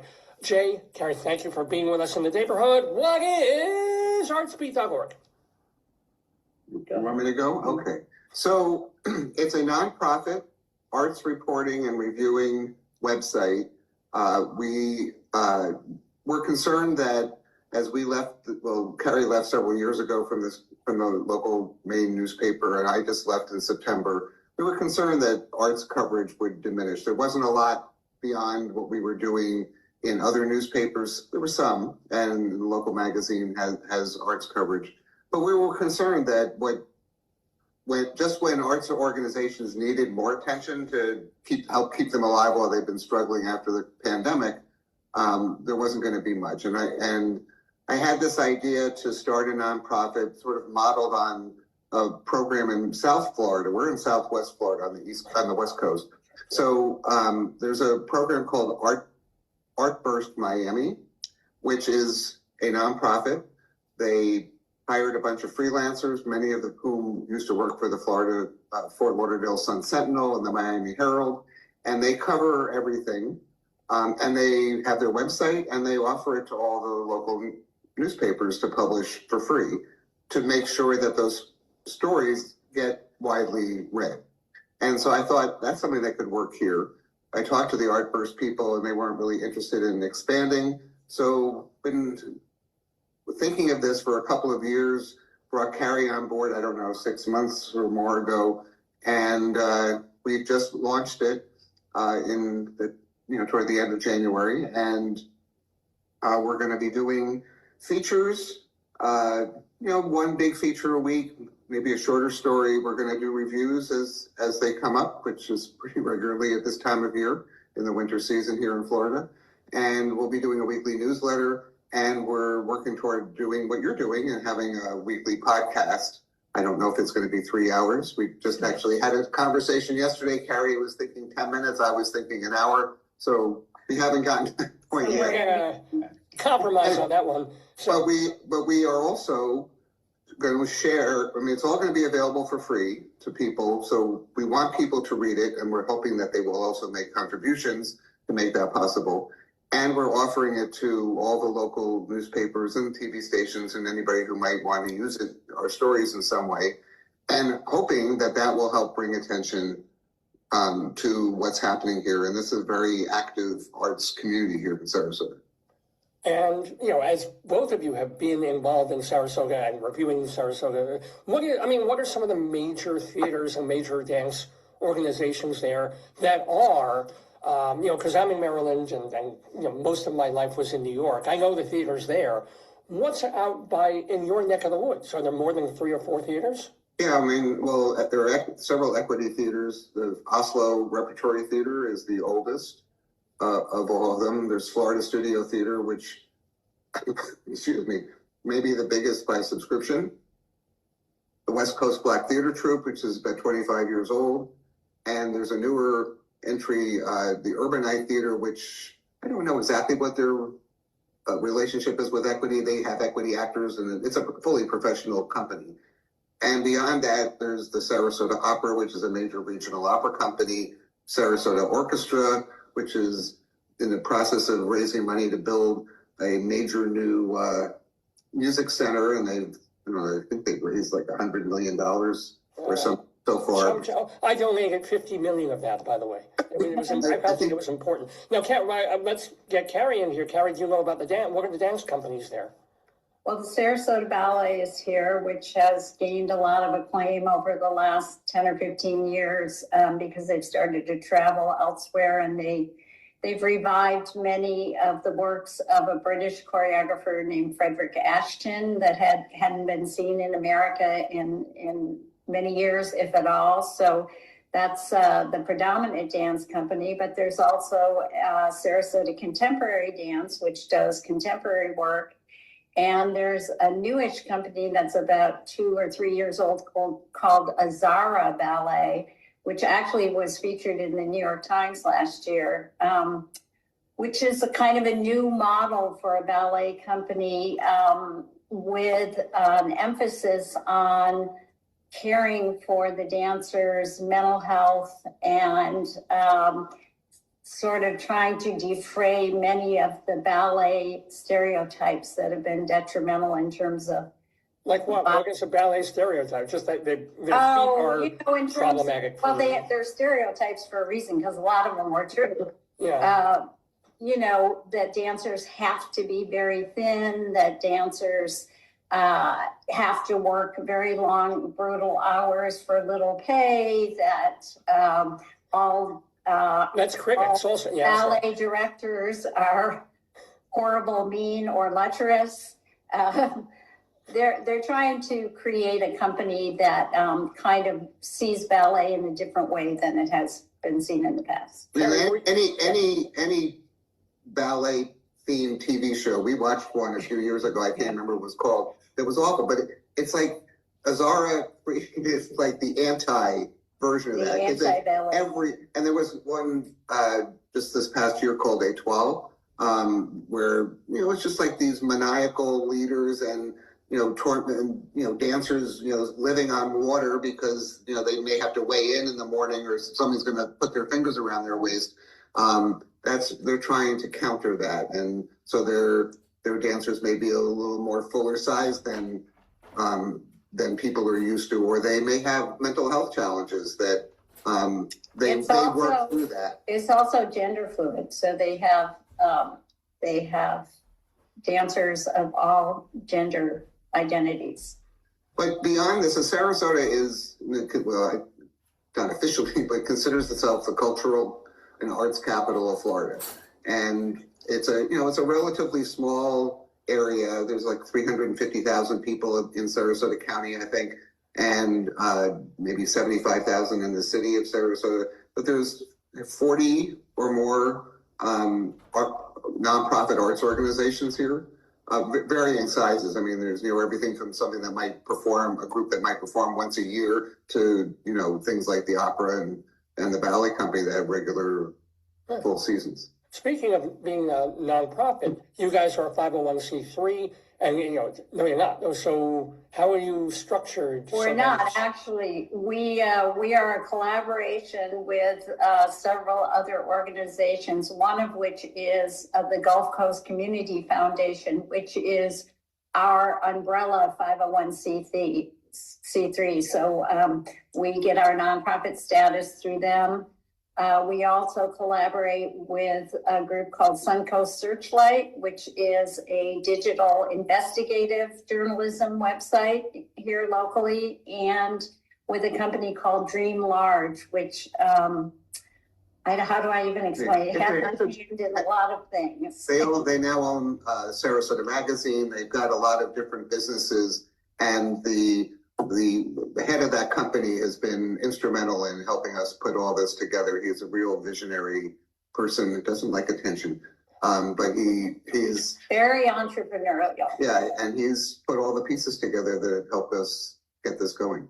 Now, speaking of getting going, Carrie, were you a dancer at some point, and what got you into? I was a dancer. I never danced professionally. I had hoped to dance professionally. I danced very seriously when I was younger, and when the time kind of came to go off to New York and audition, my parents were like, that's a really terrible idea, you're going to go to college instead.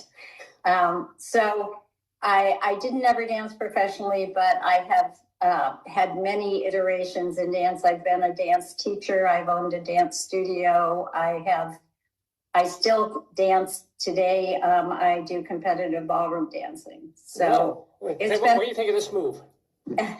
Huh? Do I have it? Yeah, we can work with that. You're kind. Now, Jay, were you in junior high school and you said, I want to review things, or did you start as a playwright, or where did that all come from? Well, I grew up in New Jersey, right outside New York, and when I was 12, my parents took me and my two older brothers, to Broadway for me for the first time. We saw the musical 1776. This was, I'm old enough, this was the original production. And I'm watching all these actors on stage reenacting the creation of the Declaration of Independence and wondering if they're actually going to sign it. And I've seen that show in the movie, I don't know how many times, and every time I still wonder, are they going to approve it? And I just was, captivated by it. And every Christmas vacation, we went to see another show, and I realized now how big a deal that was for my father to be able to take 5 people. And one year, I can't remember what show it was, my oldest brother asked my parents what the critics said about that show. And I don't remember this conversation at all, but I've heard it many times from my parents. And I supposedly said, what's a critic? And that's when I was in junior or senior high school when I found out that there was a job where someone paid you to go to the theater and then write what you think. And I always wanted to talk about what we had seen. I never had that feeling that, I don't know how, they talk about it in the chorus line, how many dancers went to see the Red Shoes or Cinderella or something and, oh, I want to do that, or the Nutcracker. I know a lot of actors had seen some performance that made them want to be on stage. I did perform in the chorus and in high school. We did a musical review. It was never like we did a real show. It was just created by our drama teacher. And if I wasn't a critic, I probably would have been involved in community theater because it seemed like a good way to meet people and be creative. But I wouldn't do that now. I've had individual experiences like that, but I don't embarrass myself or. Oh, please do. This show is all about embarrassment. Yes. But so once I knew about this, I wrote reviews in my high school paper. I did it in college and pursued it while I was starting my career in Washington at United Press International. When I came to Sarasota as a news editor, I was asked early on what my goals were, and I said I wanted to be a theater critic one day, thinking that maybe when I'm 50, I might work my way into a paper in a city that had enough theater to have a critic. And, by the time I was 27 or 28, I had this job. So I've been doing it for a long time. I've got to ask, what was your first published review for the Sarasota Herald Tribune? Oh my God. I think my first review was the play Light Up the Sky by Moss Hart. And I don't remember if that was with George Kaufman or not. I think it was just Moss Hart alone, but it might have been Kaufman. It was at the oldest community theater in our area, or the oldest performing arts organization, the Sarasota Players, which is in its 96th year.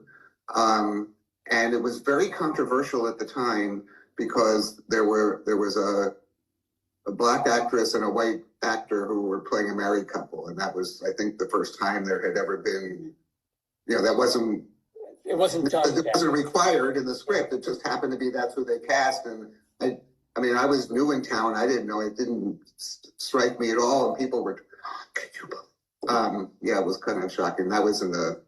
All right, so I have to. I'll get back to you, Carrie. I promise. But now, since it was your first career, you were trying to make the big splash, and you were trying to go and tell people about this show. Did you feel you sensed the quote unquote controversy around this?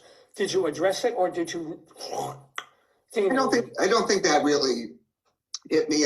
This was I was working as an assistant city editor, and the newish features editor found out after that comment that I wanted to be a theater critic, that I was interested. So he gave me this assignment on my night off. So they got free work out of it, as they did for years. And so I was just trying to write an intelligent review and capture whatever I felt. And I have the review somewhere pasted on a piece of paper in a drawer. I could show you, but it would take too long to find it. And I probably don't want to read it again. But I just remember trying to write, intelligently and entertainingly, but to impress, this editor. And I did well enough that over the course of a year, he gave me 6 or 7 more things to review when one of the other freelance critics they had at the time were not available. So, and by the end of that year, this was 85, they had decided to they've been talking about creating a full-time theater critics position for a long time, because there was enough theater, and then, writing more art stories. And this is the brutal thing about Jay, is that over, up until your quote unquote retirement a few years ago, you had to be not just the theater critic, you were the TV critic, you were the media critic. Did they send you to movies too? Did you sleep? It was nuts. When I joined the features department, it was we had a daily feature section, different themes and stuff, and there was a staff of 20 people, editors and designers and writers. This was long before Carrie was there, and when I left in September, it was just me.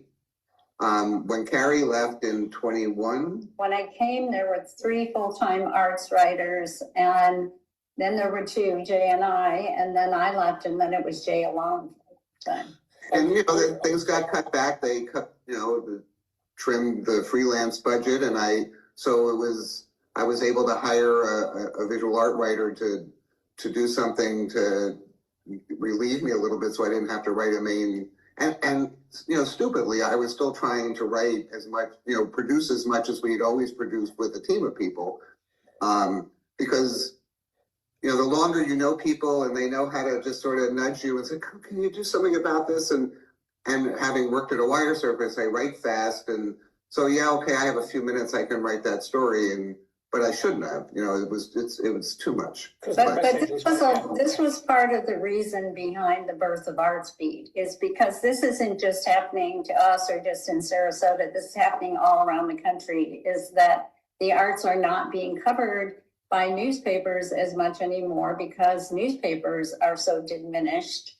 And there are, I think that the only full-time dance critic there is in the US is at the New York Times. The Washington Post used to have a full-time dance critic, but I don't think they do anymore. So, just the whole shrinking of arts journalism is part of the impetus behind why we wanted to do this new venture. Now, here's a question I always want to ask dance critics, because I'm not knowledgeable about dance and so forth.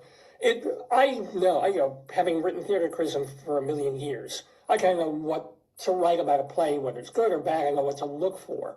With dance, it always is kind of like, I was told by a dance critic that basically when you write a dance review, 80 to 90% is just describe what the hell was up there. And then 10% were you bored or not. Was that it? Is it mostly like just what were they wearing, what was the lighting, what was the music, and to judge it? How do you judge it, Carrie? Well, I wouldn't agree entirely with whoever said that to you. Yes, you do have to describe somewhat, what the movement was like, or, how the music integrated with the movement, or what the costumes did. Just like you would in a theater production, you would mention any elements that, that made the production what it was. But for me, I was a dancer before I was a writer. I have studied and taught and danced myself and read a tremendous amount of dance and seen a lot of dance performances. So that all gives me a background to talk about. I always see my reviews as an opportunity to kind of educate people about dance and to take away this idea that if you don't understand everything you're seeing on stage, it's some kind of judgment on you. Dance is very, theater, you go to the theater and everybody's going to sort of come away with the same story. They may have different interpretations of the story, but dance is even more so that way. You could take 5 people who saw a dance performance and they would each have a different reaction to what they saw. So I'm just trying to help people sort of not be afraid of it and to value their own, reaction to it, and hopefully to give them a little background that may help them understand it a little better. Yeah, I'm always like, why is Twyla Tharp holding a pineapple? Why? What is that? What is that?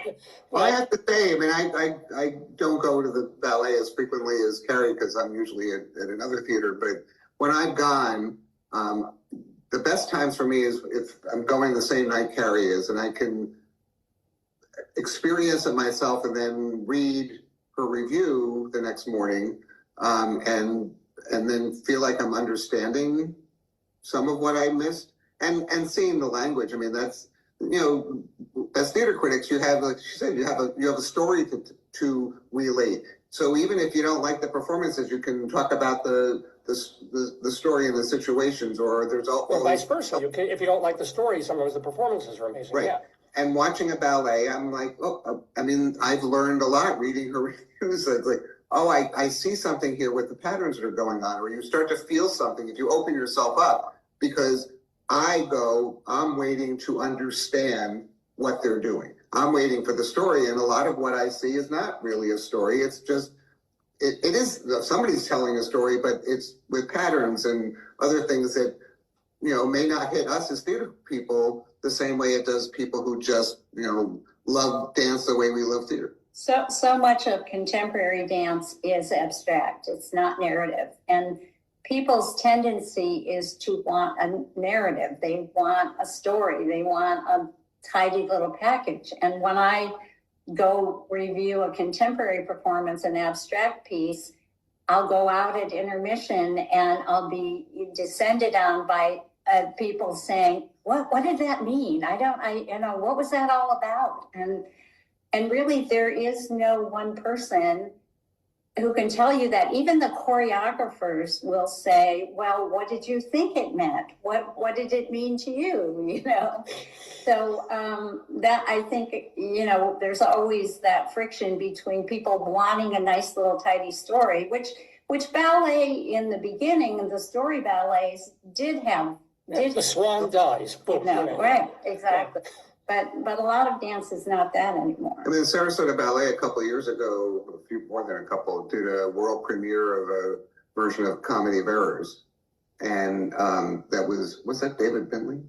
Yeah. Yeah, it was brilliant. I mean, I know that story. I could see how he was changing it to suit, whatever characters he had established, but they had the matching costumes or paired costumes, so you knew who the twins were, and it was very clever. It was hilariously done. It was very well. And I've seen other Shakespeare ballets that they're much more serious and didn't move me as much. This was one of my favorite dance experiences ever. So now, let me ask again. Before we were decrying the deaths, near deaths of newspapers and magazines and TV stations back in the day. You put on TV in New York, at least, and they have Pia Lindstrom or they have Stuart Klein reviewing their latest Broadway show. But where are you guys on the democratizing of criticism, in the extent that, you can't open a newspaper and see a review of X shows anymore? There's no newspaper to read, but there's probably a website or a Substack or a Reddit where these people are chiming in about the show they saw last night, and they're not dumb people necessarily. Where are you on all that? I look at Reddit frequently lately, with more for the gossip and stuff that is on there. And I've been fascinated. I was in New York in November and I saw Chess, and I've been fascinated by the widely divergent opinions about that revival. And I think that I like to know something about the person whose work I'm reading, that I know that they have, they take it seriously, that it's not just a fan, which doesn't mean that person, a fan can't have intelligent opinions, but that maybe they did some training and studying, as I know you have, to do this job well, to understand the history of theater and how it applies to whatever you're seeing today. And as Carrie, has had a lifetime of participating in and understanding dance. I don't know who all those people are who are writing. I think it's great that the dichotomy of this is there's this explosion of opinions out there, just as newspaper editors and other editors and producers are saying that no one's interested in this stuff because stories about the arts don't get the kind of attention online that other subjects do. But why is there so much out there? I mean, maybe my world is focused on that. Yeah, because it's a niche and a wormhole. You can go to Broadway, all that chat, and the same 30 people are right. Yeah. But I think it's great it's fine to have other people's opinions, but I also think there's nothing to have someone who's been, in the rare occasions these days when you can have a consistent voice of somebody who's Carrie's watched the Sarasota Ballet grow for the last 15 years, and which is the half of its history. The West Coast Black Theater Troupe, started while I was the critic, so I have seen just about everything they've done. So there's something to be said for that long view. which doesn't take away from the immediacy of a review, writing a review of this production, but you understand how it fits into the community and to the history of that organization. I would just add that I think anyone is entitled to their opinion of a dance performance. And there, are many, many avenues for people to write about it now. And I don't discourage that at all. I do get a bit frustrated when someone starts writing about ballet, for example. When I write a piece about ballet, although I'm a former dancer and I know all the ballet terms and I could use them all, I try to write for an audience that doesn't know anything about dance, because it doesn't say much to me when somebody writes and says, well, she did 32 fouettes and then, she did this little battery and then she did, very technical terms that don't mean anything to most people, in an effort to kind of show off how much that writer knows about ballet. To me, the only reason to write is to try to convey something to someone else. So it doesn't make much sense to write about it just to fuel your own ego or something. If I were writing, yeah. I have to share this quick story. Right after I became the theater critic, it was a few nights before I got to review a play. My first night I reviewed Mel Torme, and the second night I reviewed the Central Ballet of China. And at that time, my experience with ballet, I know I had seen the Nutcracker. I probably had seen something else, but I knew nothing about dance. So I took one of my work colleagues who studied dance years ago, and so I could at least ask her questions if I needed to. And the Central Ballet of China was doing kind of Western thing, but I didn't know anything. This was a very last minute assignment that I got, like 2 hours before it happened. And I wrote a review, and my boss, who was trying to be supportive and understanding, because it's my second day, I'm trying to establish some credibility with readers, and I, used the term pas de deux, which was one of the few terms I knew. And he said he was happy because I got that in there, and I sounded intelligent, and that was all that mattered at the time. You just think one pas de deux. If you failed to review with that, he would have been like, no, our readers wouldn't. But this makes you sound smart. It's correct. Okay, right. One is like a little jewel on the resume. I would just be like, she moved her leg. Oh, she moved her leg down. The extent of my knowledge. Now, Carrie, before I forget, you have this whole other, I don't want to call it a sideline, but I guess that is somewhat connected to the arts, but somewhat not. I did bring up that to have another organization involved in treating and caring for and understanding mental illness that came out of personal experience. So please share. Right. Well, I've been a journalist my entire adult life, which, as anyone looking at me can see, is a long time. And I've worn a lot of different hats. I've been a feature writer. I've been a restaurant critic. I've been a travel writer. I've done, I started out as a sports writer, covering NBA basketball, and I'm 5'4". So you tower over me, by the way, but okay, yes. So although, the arts and dance in particular have always been a big part of my life, they haven't been the only part of my journalism life. And in fact, after I did a few years at the Herald Tribune as an arts writer, I became the lead city columnist. And I was the columnist for about 6 or 7 years. So I've done a lot of different things. The mental health aspect did come out of a personal situation. I have an adult son who went through a mental health crisis right when I moved to Florida to take my job with the Sarasota Herald Tribune. And it was a very difficult time. And Florida is one of the lowest states in the union in terms of providing mental health care and services.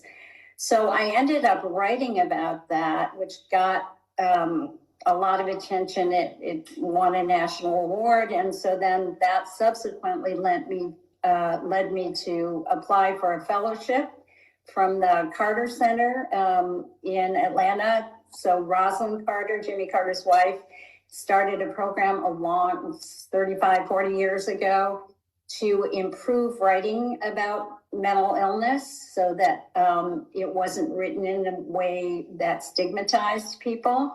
So I applied for a fellowship from the Carter Foundation. I was fortunate to be one of 8 journalists across the country who got it. And I did a year-long community project here in Sarasota that involved, it was an art and journalism project. So the 2 parts were that every week I interviewed someone who is in recovery from a mental health situation. And the other part was that I held open art workshops where anybody who had any kind of mental health condition could come and create a self-portrait that put into their artwork how they felt about their condition. And so the whole thing culminated with, 52 articles that had run during the year and about 90 pieces of art that were in an exhibition that hung in the middle of town for about a month. But there's a website, facingmi.substack.com. It's still going on. I mean, That's the ongoing, so that project lasted for a year, and then it kind of went on hiatus for a while I was doing my column for the Herald Tribune. And then when I left the Herald Tribune, I brought it back and continued doing the profiles, and also created a podcast where I interviewed people with lived mental health experience. So we've continued to do a number of arts projects involving people with mental health experience as well. And I do have to ask, how's your son? He's great. He's doing very well. And he's a ballroom dancer also, and a pianist. He plays in a little jazz duo called the Jazzberries. Okay, all right. We got so many plugs. We got, artsbeat.org, facingmi.substack.com, the Jazzberries. We can put that one down. Speaking of plugs, I have to ask you, the background you've got in is that the Oslo Theater? That is the Oslo. Good eye. I'm looking at it at first and thinking, oh, it's just the inside of a theater. And then I started noticing all the little decorative touches. Now, you guys have mentioned, you brought up being in Florida, and of course the money there not being for perhaps social services, considering you've got the outgoing governor, DeSantis and stuff. What is it like being, I'm assuming, pretty liberal people, artsy people, in a state that a lot of people won't even go to because it is such a conservative administration, running things? It's been interesting because I have tried, while I was working at the paper, I tried not to let politics get in the way of what I was writing. Though sometimes you can't help it when you watch something and I just saw a play about, a one-man play about Dwight Eisenhower. And that was performed in New York, I think, by John Rubinstein, but they have a different actors at Florida Studio Theater. And, this play is clearly written as a response to Donald Trump because it's countering, presenting, it's an argument for why Eisenhower should have been ranked higher than he was in 1962 as like the 22nd out of 34 presidents. And today he is ranked higher. And it sort of sounds like Donald Trump complaining about not being appreciated more. But I know that there are arts groups that have had trouble getting young people to come to work here. Partly it's the cost of living in Sarasota and the lack of affordable housing that they talk about it all the time, but nothing ever seems to happen. And there are some theaters, especially when they started going after the gay community, the trans community, there are a lot of behind the scenes people who just didn't want to be in a state where their lives might feel jeopardized. And the state has been very up and down with funding the arts. 2 years ago, the governor vetoed all the programming funding. There was like $30 million or something. I may be getting that number confused with a different year, because he objected to money going to the Orlando and Tampa Fringe festivals. And and the way the budget set up, he couldn't just veto those two items. He had to veto the whole budget, but it just seems, that was like $100,000 out of millions. So everybody paid a price, and it's hard. That said, Sarasota has a population of very avid arts followers, and many of them moved to Sarasota in particular from the Northeast, from the Chicago area, because there is such a concentration of arts here. So while the county itself, Sarasota County, is quite red, Sarasota City is much more liberal. And again, many of the people who moved here to retire moved here specifically because of the arts offering. And Sounds like Austin, Texas, a bit. Austin is this hub in the midst of, Texas. But, I don't know if I would go that far. Yeah. With how liberal Sarasota is, but it is a rough equivalent. Okay.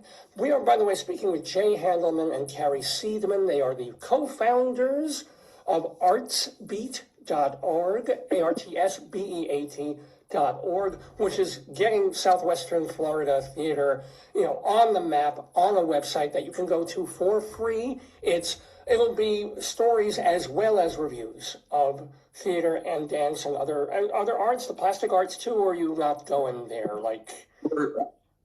We're hoping to touch on everything.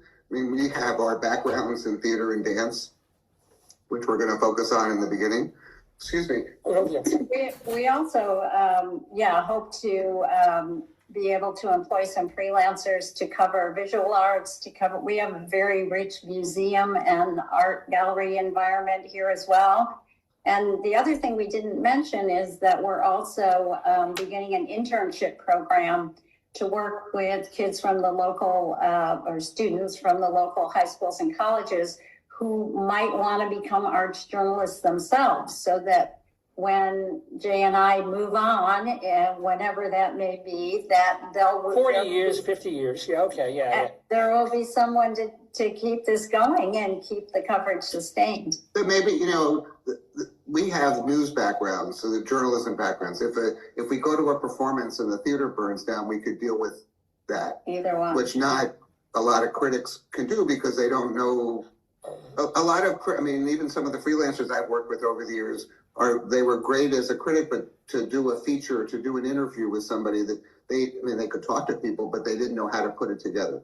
And so it's going to be hard to find people who have that kind of combination of background, of this passion for a particular art form and ability to comment on it, but also an ability to report on it. But we want to mentor. I'd love nothing more than to take, some young people to a show and maybe let them review a community theater performance and talk about it with them to help them get out of them what they think about it. And so it's not me. Help. And then maybe, I'm sure there's going to be a lot of, if this program works that we find some right people, I'm sure there'll be people who enjoy it, but that's not what they want to do. But, all these people you're talking about who are out there online commenting, maybe there are people out there who are doing that, who also have an interest in telling stories. And we're also hopeful that, Sarasota is a very old demographic, and Jay and I are obviously not young, but a lot of the, what people are seeing and what they want is different for younger people than it is for our demographic. So we're really hoping that they can help us understand, what younger generations are looking for in the arts and what they find exciting and what, how they'd like to cover it. Well, speaking of which, for our last question for Jay Handelman and Carrie Seidman, in terms of what you're looking for and what's excited you, over the past year, let's say, what have been the best things that you've seen artistically in your neck of the woods? Yeah. I should have been warned about this question. I can't remember what I did yesterday, let alone what I said.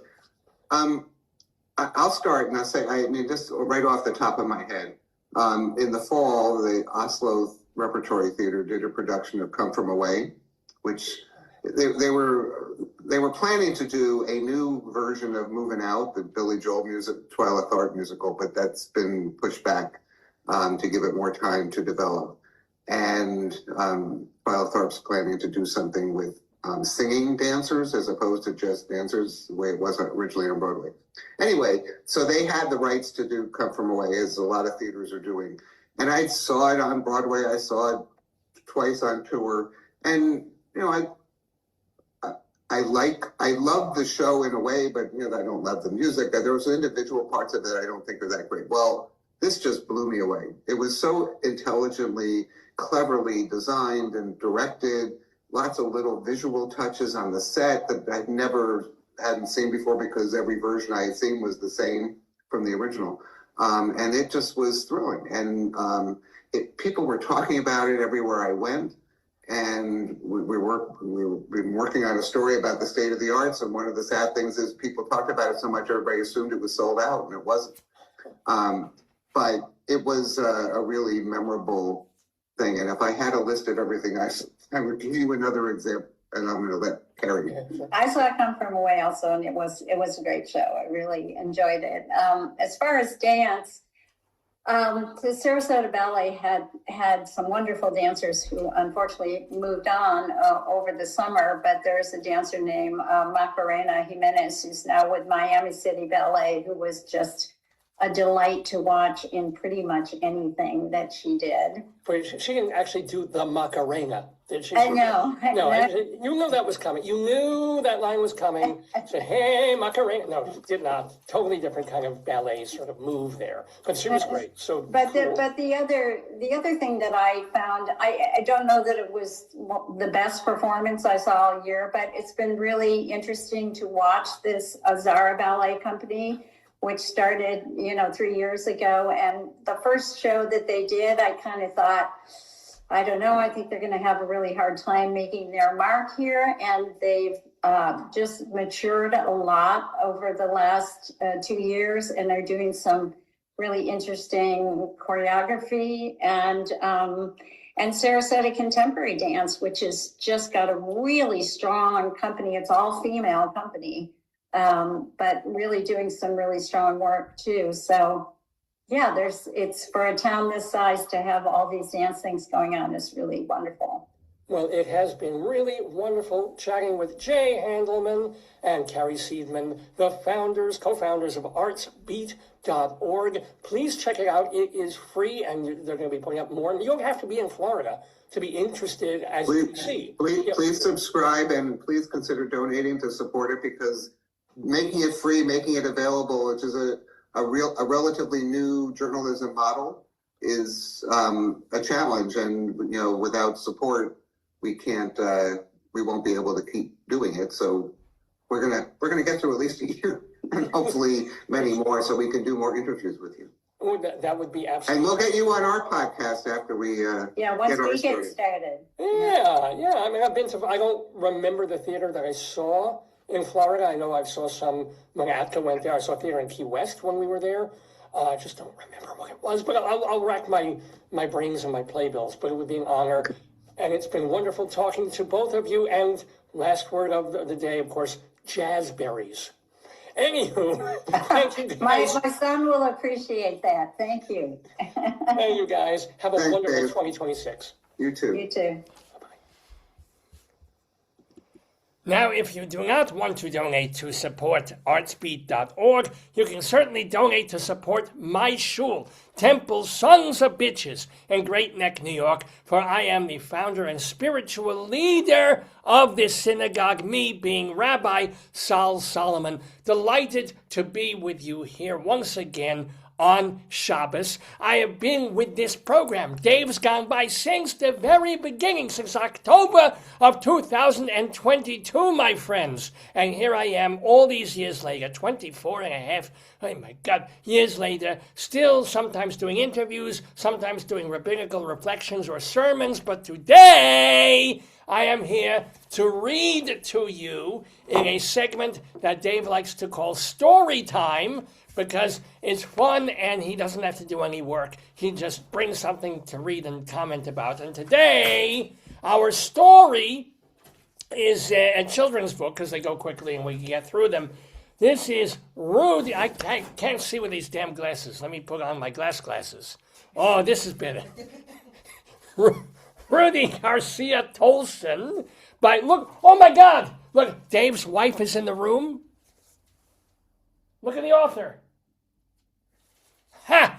That's an in-joke right there, because we can't say her name on the air. But the author of the book is Weil. It is a paired read with the unsinkable Molly Brown. What this has to do, it has to do with Colorado, but we'll get to that later. Anywho, this is a biography of this strapping young fella. He is strapping because he strapped those two legs of his on there. Let's see what happened to him. Let's see if they bring us gently into the story of this essential question, what do heroes do? Chapter 1. Let's gently get into the life story of Rudy Garcia-Tolson. Before Rudy Garcia-Tolson became a Paralympic swimmer, he faced many challenges at birth.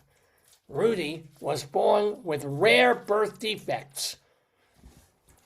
Well, aren't all birth defects rare? That's why they're defects. If there were birth norms, I can't do it with my payas today. But just this is a defect right here. This didn't come out on me correctly.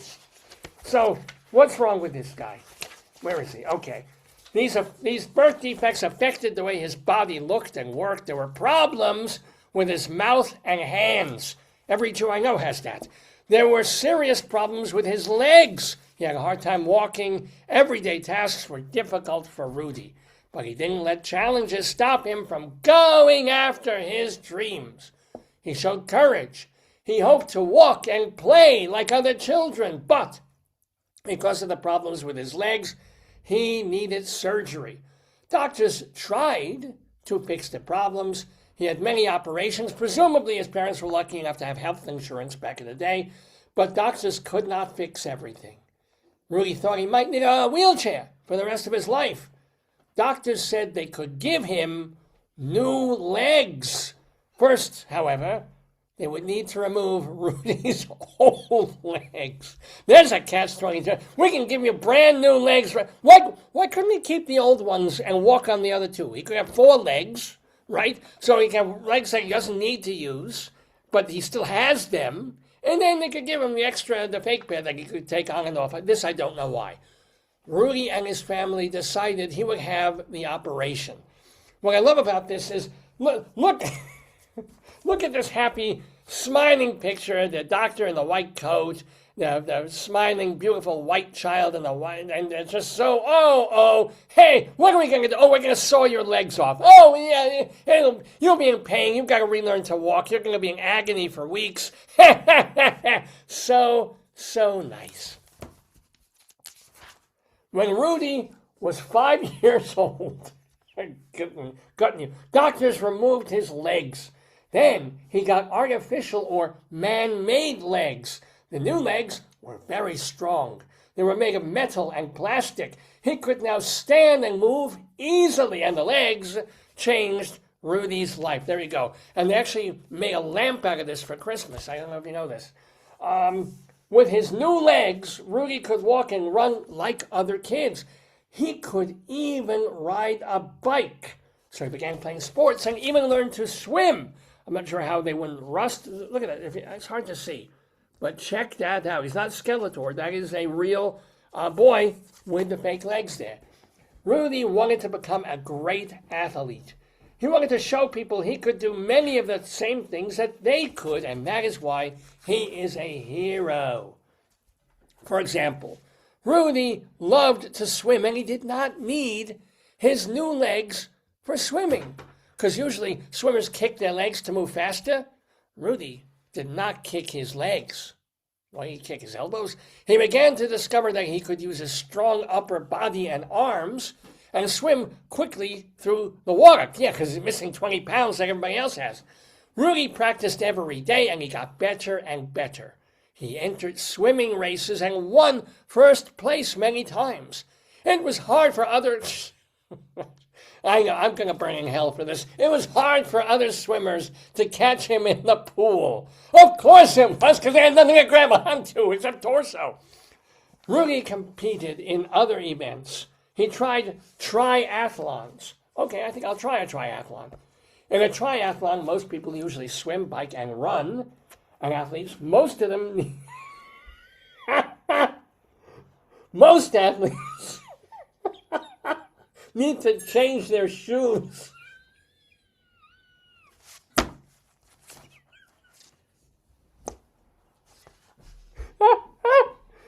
For the running and for the running and biking parts of the race.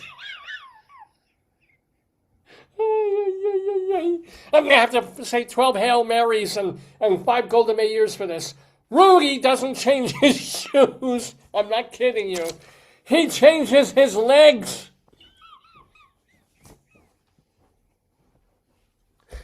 He uses longer legs for biking, shorter legs for running.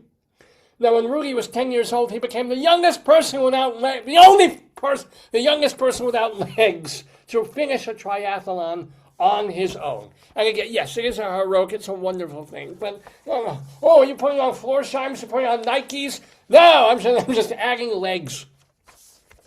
Rudy has competed in the Paralympic Games. So when he was 16, he won his first gold medal in Athens, Greece. And 2 years later, he won a second gold medal at a major Paralympic competition in Durban, South Africa. Since winning those gold medals, he has set swimming records. Rudy lives in Colorado at a training center. He works out during the day and also meets with doctors who study his artificial legs and feet. They want to help improve Rudy's legs, right? With their help, he can perform better, and living at the training center helps Rudy improve his skills. He hangs out with other athletes and eats healthful food. He takes care of himself so that he can succeed. Object lesson, moral lesson here. Don't just change your legs, change your life. So let's see. Here's a timeline that we have of him. So he was born in 1988 in California. Age 5, he became the amputee. 10, he's already competing in a triathlon. Oh, he was in Teen People magazine, 20 teens who will change the world. Let's see Greta fucking Thunberg do that, huh? 2004, he won a gold medal. He moved to the training center in 2007. Gold and bronze in the Paralympics in China in 2008. And then in 2012, his goal was to do the third Paralympics. Rudy shares his story with people around the country.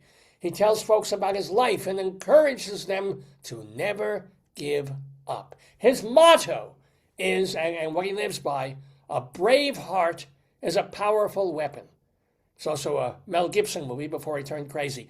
This means that when you are not afraid, you can do anything. Words of a true hero. So, and then this is a book for study for probably second graders or concerning the Baltimore school system, maybe ninth graders. Use important details to help you summarize Rudy Garcia-Tolson. First, let's see, details. Number 1, no legs. Number 2, legs cut off. Number 3, no legs. Number 4, athlete. Okay, I think I got that. How do you know that Rudy Garcia-Tolson is a biography?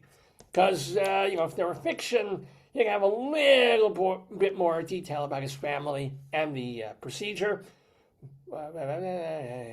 Figure out the synonym for challenging on page 10. The hell? Let's see this. The race was challenging. Shall we say the race was a friggin' nightmare? How's that? That would pretty good synonym right there. Now compare. This is compare and contrast. This is literature review, ladies and gentlemen. The unsinkable Molly Brown. She is both a hero and a legend, based on the life of Margaret Brown. A legend now some mixes in some fiction and fact. So here she is. In 1912, Margaret Brown. All right. Speaking of literature, some editor should have come to this one. In 1912, Margaret Brown lived from 1867 to 1932. So she somehow managed to live 60 years in 1 year. I'm not, look at this. They need to hire Dave as editor in this stupid place. So, makes no sense. She was on a ship called the Titanic. It sank, 1,500 people died. She was one of the 700 who survived. Picture this event. The Titanic was sinking fast. Margaret was pushed into a lifeboat. According to the legend, she did not rush to safety. She turned the lifeboat around to go look for survivors. Her lifeboat was picked up by another ship. She was safe, but others were sick from the cold, so she nursed them and also raised money for those who were poor. Margaret was known as Maggie, but this whole book, this has nothing to do with Rudy Garcia-Tolson. Here's a guy, he's winning gold medals in the Paralympics. He's living since 5 years old on a pair of fake legs, and they have like 6 pages about him in the book, and the rest is about Molly Brown from the Titanic. And then they made a movie called The Unsinkable Molly Brown. Okay. Things to do, focus on social studies. A, make a poster with the title, My Hero. Let's see, Meyer Kahane. Got it. Include your hero's name, Meyer Kahane. List 3 things the person did that made him or her your hero. Spoke up in favor of Jews. Spoke up in favor of Israel. Kicked ass doing both. Draw a picture of each action. I'm going to need some red crayons for blood. Share your poster with the class and explain why you chose this hero. So this is a book from McGraw-Hill, of all places. They couldn't edit a book for third graders, or maybe God even knows what grade. The grade 2, second graders, Unit 5, Week 3. So I've been told I have a weak unit, but I won't talk about that. Anywho, am Rabbi Sol Solomon, founder and spiritual leader of Temple Sons of Bitches. I thank you for joining me in StoryTime, this segment of the Dave's Gone By show. We're going to bring Dave back and also wish him a week late a very, very happy 62 birthday. He has been around the planet. I celebrate my 62nd birthday 62 years ago. What can I tell you? But David, alive and God willing, well, and he is going to have a little bit of a mini celebration, and then more show. More Dave's Gone By on this January 31st, 2026. So get out there, be careful on the snow, on the ice, on the yuck, and the cold, and the schwitz, and the Stay inside if you can. What do you have to go out for? You go to shul and come right back. You'll be fine. Have a little ice cream, too. I'm Rabbi Sol, and I will, God willing, see you soon, possibly with another story time. Tell me a story, tell me a story, tell me a story. Remember what you said. You promised me, you said you would. You gotta give in, so I'll be good. Tell me a story, then I'll go to bed.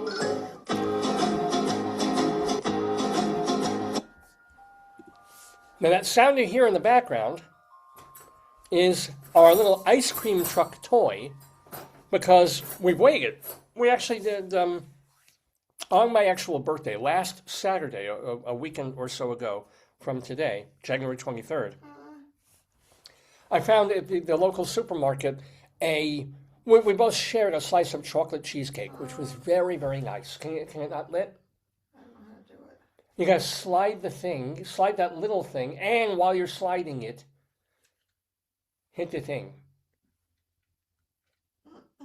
She's trying to light it. It's very difficult. They make it a big pain in the tuchus there. Gotta slide it over into one position, and then pull and push at the same time. It's an annoyance. You did it! Good job.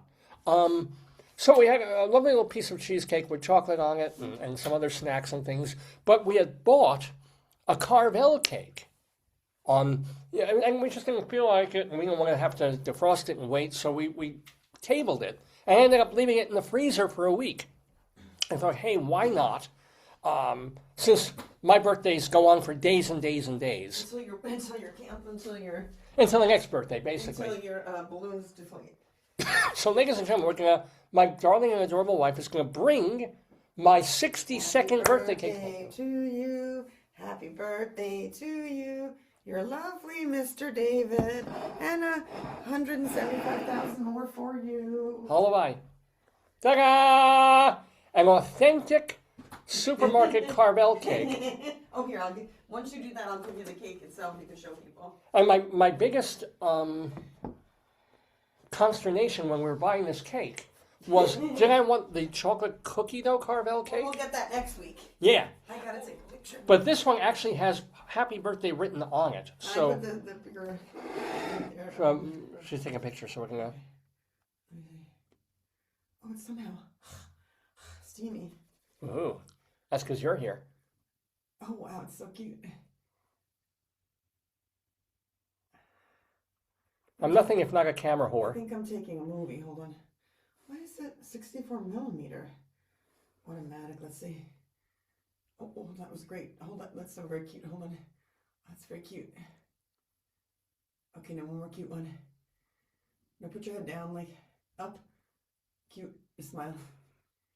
Smile like you look at your big eyes. Smiles. Okay. All right, so this is a week late, but Oh, wow. the tradition of my family is David, Carvel on it my has birthday. Yeah. Look, it has some sort of like... Oh, the glow of the candle does a thing, wow, yeah. Look at that. Oh, I like this one, look. Oh, that's good. Yeah. Well, yeah. So Show they're me watching later. it in real time. They don't need to see the pictures. So do I do my blowjob now? Wait. Yeah, hold on. Chica, happy birthday. Here we go. 1 second. This is from. It's time to celebrate your birthday with Chica and Friends from the Sunny Side Up Show. Happy birthday to you. Do.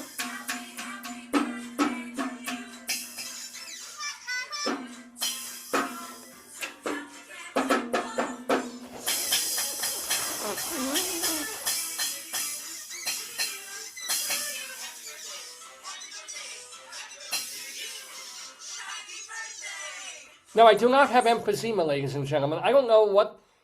Give it a blow, make a wish. Oh, I forgot to make... That's why I you forgot can to make a wish. Make your Okay. wish, it knows.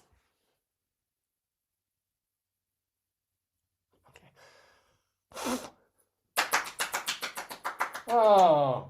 Oh, what's that? Gal Gadot did not materialize naked. Oh, well. There you go. Actually, that's Rabbi Sol Solomon's wish, but... Oh, you know what? I better not play it. Oh, because of Yes, the... I'm Yeah. sorry. If I get away with it once. Yeah. So I'm gonna pull off the 62 Let me give you a plate. that my wife was kind enough to I'm gonna put on this affix. plate here. Excuse me. Here we go. Thank Okay, you save ever. Those. Save, Yeah. You wanna? I'm gonna save that, David. I'll cut your cake over here, honey. Oh boy. You And we were you kidding. It gotta does make have the- happy birthday on You it. gotta make the first cut. Just be careful and then hand it to me. There's no name to... Oh, Gewalt. If one of us dies tomorrow... Make a tiny cut and then I'll cut it for you. No, that's what the rabbi said on my breast. All right, here we go. Which piece do you want? Do you want the happy birthday with the... No, I don't want to touch that yet. Okay, so we'll do the bottom part. I'm gonna do this Just do a part. tiny cut and then I'll do it for you. Just a tiny little... Yeah, bit. right from the thing. There you go. That's fine. Okay, good. Okay, there. Is it soft? That's what she asked. Oh, it's still pretty. Okay, I'll do it. Yeah, Okay. there you go. Wow. Here, Jeepers. let me get a picture of you with this. Yes. Hold on. Where's my phone? Attend the tale of... Here we go. If I can put this... Oh, on my head, maybe? I don't want the knife to burst the thing, though. It won't. All right, here we go. Let me try. Okay. Okay, yes. Okay. That was like Indian chief. You look great. Okay, Linda, just hold the cake with the knife, honey. Just near you. Let me put on a filter. Hold on, I gotta put a filter. Where's the filter? No. Oh, no. It's touching. The thing is No, touching it's the fine. blade of the That's knife.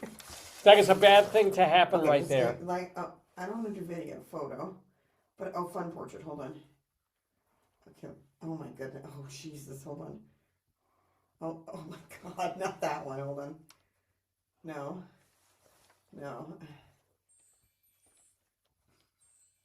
That's pretty. Here's Johnny. Okay, I'm gonna take another one. I'm getting fun ones. Hold on.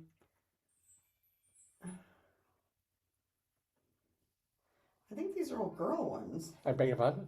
Oh, she's adding filters thing. Oh, not that. Sorry. Wait, hold on. I'm sorry.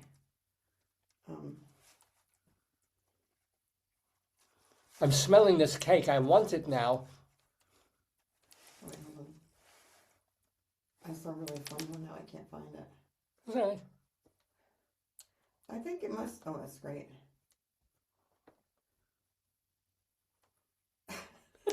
All right. I think you're gonna love it. Oh, I think I will too. Let's just leave this here. No. Here, I'll take that. All right. Okay. So, Okay, I got it. be careful.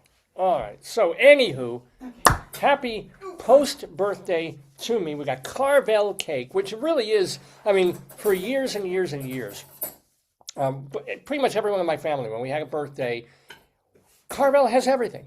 It's got the ice cream, it's got the chocolate crunchies, it doesn't have fondant, which nobody wants to eat, but it's got that kind of gooey, creamy thing that they put around and make the names and the wording out of. It's everything you want in a cake at one particular moment. So, yeah, we're going to have a little bit of Carvel cake in celebration of my birthday, but we'll also, what else do we have to do today? We have our Colorado Limerick of the Damned coming up. We also... let me check my notes. Woohoo! We said farewell to Woody King Jr., so we did that. Basically that we did StoryTime. It's Dave's Big Dick Dictionary, which I guess I can kind of do while I'm eating cake. You can basically do anything while you're eating cake. So, oh, my wife is, oh my God, look at the size of that thing. So much for lunch. Oh my, It's your birthday cake. Oh, honey, Look, behold. Here, sweetheart, here. You're gonna, it's because it's... I wipe my fingers on my pubes. No, it's getting a little goofy. Oh, yeah, no. So, here's the first slice. Are you having? Yeah, you're having. Good. Yeah, Okay. Gotta have at least one slice while I do Dave's Big Dictionary in a moment. It's really pretty. It's really edible. It's like the perfect temperature. I think. And it's gonna turn my tongue blue. Watch. It's not too mushy and it's not too like. That's horrifying. Here, let me give you my blue stuff. I beg your pardon. No, I'm good. It's, you don't want the blue? I'm not a fan. You don't like the blue goo? Here. Oh no. Yeah. Okay, wait. I'll get you your fork back in a second. I'm gonna spoon it. It's perfect. It's the it's just the right temperature. Yeah. You take the first bite. Tell me how it is. Oh, you had because you I have have them. mine. You have them. Is it Carvel enough? Almost dropped the fork. That would have Too been. much air. No, not enough air. Oh, it's delicious. Delish. It's Carvel. You can match it, but you cannot beat Carvel. I'm just being really careful here because I don't want to get goo on my clothes or the carpet. But delicious. Here's this one. So, I don't know where I can put that. Maybe on my lap. Put it on the edge of the table. It'll hang over, but you can put it on there. Want help? We can try. Okay, and then you just put that. It's fine. See? You just I'm put going to push the camera back just a little bit. And I'll take it. Oh, this is good. This is all right. Hello. So, our next... Is there anything else we need to talk about before I get to Dave's Big Dick Dictionary? No, we did that, so no. Although we did find... I didn't get to talk about this last week. We found on your feed, and I did check this out. There is a South African pastor, Rabbi Sol is a man of the cloth, who heals people in many ways. Do you want to share? Eat your cake, honey. I'll give you a hint. At least in one case that has been documented, he has tried to heal someone by work? farting on them. Does it work? Probably in that moment when he paid the guy, or he got the guy psychosomatically to be healed by his farting. Do you have a napkin? Oh, yes. You can look him up. His name is Pastor. This is his name, Pastor Christ Penelope of the Sevenfold Holy Ministry in South Africa. This is not brand new. I mean, he's been apparently doing this for a while. He's a very charismatic preacher, one of those. But in one particular thing, he is sitting on a man's face, farting on it. Oh, that cures that. Maybe. I mean, how do you do it? Right? How do you fart on someone? It's just the right consistency, right? Not the farts, the cake. No, a lot of times when you get the cake, it's too mushy. It's too like rock solid. This is like perfect. It's delicious. I just don't like the blue. I don't know why they do that. Maybe blue for boy, pink for girl. Maybe. Okay. Not acceptable. It gives the cake some color. I had a friend who had a bakery and they used fondant, Yeah. and he said to me, "It's for decoration. Don't eat it." You know. Yeah, it's edible, but it's not. Yeah, I mean, it is edible, but it's not tasty. Basically, yeah. Who was this? Don't mention names, but was this in? Oh, yeah. They used to have a cupcake shop in Salem. Wow. How are they? Do they still have it, or? I don't know. He also wrote horror films, so. Yeah. I don't know if the cupcake enterprise lasted because they couldn't make any dough. Yeah. What a wonderful idea. Thank you so much. Let me know if you want more cake. No, hell, look what I'm working on here. You want more of mine? No, you have it. It's delicious, though. Carvel. So, Dave's Big Dictionary is a segment wherein I have to talk about a word of the day randomly. Excuse me, not expecting it. And so this comes from Merriam-Webster. They do this every day now. I'll get the actual word of the day. Now of the year of the day, please. And their word is actually two words today, as we discovered. It's short shrift. It's a noun. And if you use it as an adjective, you can hyphenate it, so it does kind of become one word. Short shrift means little or no attention or thought. In religious use, it refers to barely adequate time for confession before execution. Did you know that? No. I had never heard that before. I've never heard that. Like when you're on the guillotine? Yeah. It's like the or getting towards the scaffold. I mean, it would make sense to say, like, make quick work of it or something, but I've never heard the short shrift. Yeah, right. But Let's see. Short shrift. They get so cute with these things. Earliest known use of the phrase comes from Richard III. Oh, wow. In the play? In the play, the Shakespeare play, Lord Hastings, who has been condemned by King Richard to be beheaded, is told by Sir Richard Ratcliffe to, quote, make a short shrift as the king longs to see your head. Alrighty then. Maybe that's before the guillotine, like, get your shit together. And after that he went topless, which is kind of interesting. But although now archaic, the noun shrift was understood in the Bard's time to refer to confession or absolution of sins. Oh, wow. So to make a short shrift means quite literally keep your confession short. But since at least the 19th century, the phrase has been used figuratively to refer to a small or inadequate amount of time or attention. If I was on the scaffold and someone said you need to confess, I would make a long confession. I'd be like, this is going to be a three-parter. Get a stool and we're going to talk along. Well, actually, the first thing that comes to mind, me being me and my father's child, is when Yosemite Sam would come up, or also Elmer Fudd, but it's more Yosemite Sam would come up to Bugs with a gun, pointing at Bugs' ear. Or I took the anvil. Right? Well, and go, say your prayers, varmint. What is happening right then? He's like, do it, real quick. He was faking. Bugs Bunny was faking. Was he, you think? I don't think it was faking. He wasn't religious? No. Point is, like, if he kept saying the prayers and elongating, eventually the executioner would just go, oh, the hell with it. No. Before the person got to say his most important thing to God. So he had to make short shrift of it in order to get the most important part of the confession out before the guy gets bored and kicks the stool or blows his head off. Yeah. I remember from my copious training that if you are killed when you're praying, you go to heaven. That was the... Well, that's Hamlet. Yeah. Is that why they... Yeah. But that's also why Hamlet gets into all sorts of difficulties. If he had just killed the king when he was praying, it would have been a whole different trajectory for the whole play. Right, there goes the dramatic action, right? Instead, he procrastinates, kills his father-in-law or whatever. So, Well, I guess, when you have theater, they have a lot of time to fill. that's true. longer. But the lesson of Hamlet is, if you have the opportunity to kill someone, Yeah. don't wait. Go do it. If they're there, if they're in your sights or in your trigger. If you got, Charlie Kirk's neck in your thing. The thing is, like, you're going to get hunted. Oh, well, Hamlet was haunted by his father, who was killed his by. mother Jocasta, or was that Lear? No, That's Lear. Jocasta was Oedipus. Oh, Oedipus. His mother was Hamlet's Gertrude. mother?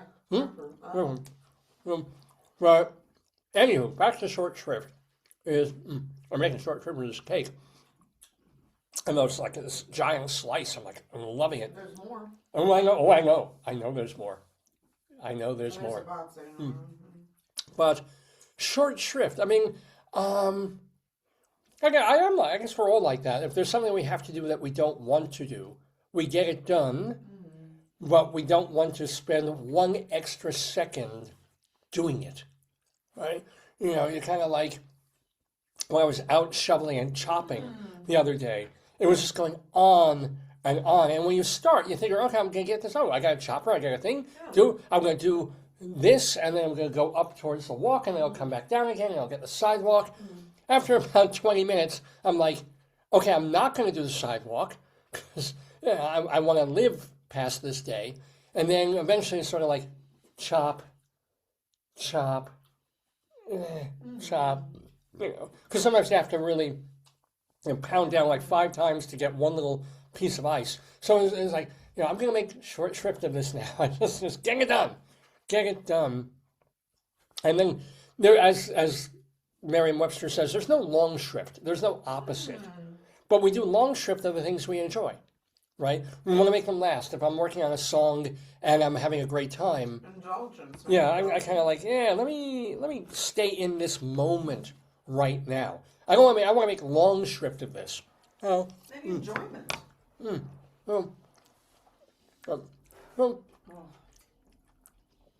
That's my main thinking of it. It's this idea of, just especially in this culture that we're in, with everything so quick, and wanting to find out, like, you want to check a fact. So you go to Google, you go to Wiki, you go to AI. It's like, and you don't even read the whole. It's a short paragraph, and you already stop halfway through it. It's like, oh, I got the information I need. Bye. Back to what I'm working on. We make short shrift of everything. That's true. These days. People, whoever wrote that book that Rabbi Sol was reading made short shrift of the editing because they had a sentence that made literally no sense in a book for second graders, right? Maybe it makes sense to them. Yeah, right. Do you want more cake? No, I can't. I'll maybe after the show or after dinner or after lunch. Well, thank you. Like, Do you want me to get you a wet towel for your hands? I gotta drive him. Okay. Oh, we go here in the table. Not doing one rock. I see that. One rock. What name gone by? Hey, that's good. Here on this Saturday, January 31st, 2026. It's about 10 minutes to the hour of noon here in the Daverhood. Do you want more cake? Because I need to do Friends of the Daverhood. I can do it. Let me get my spoon. No, well, here, I got an extra like fork. Spoon better. Okay. I'm not like you. Oh, my spoon is filthy. I'll use a fork. Yeah, so here we go. I'll give you the tray. I don't want the blue. Yeah, I don't want the blue. Don't eat the blue. Leave me the blue and have the rest. Careful. I'll leave you the crunchies. Wow, baby, you didn't eat anything. Well, I'm trying to talk and eat and. Here, have a good piece. You want chocolate or vanilla with crunchies? Oh, I don't know. Give me the blue. Just I'll be right there, folks.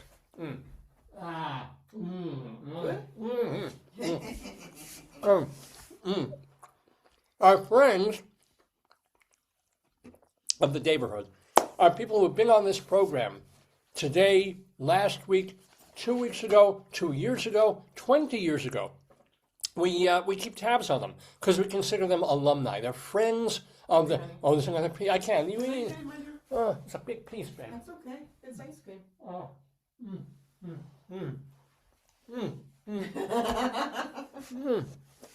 That's a lump of cold. In the neighborhood. Why don't you just play the music? Play the music, I'll give you another piece of cake. Let's do a little Mozart here. Or maybe Beethoven. Who we got up here? Oh no, Vivaldi. It's a Vivaldi kind of thing. The winter. I don't think this is winter or fall season. This is a concerto.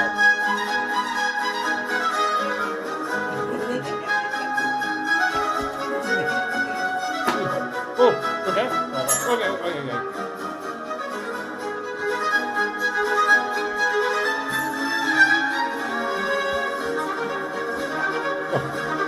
Where's the audience?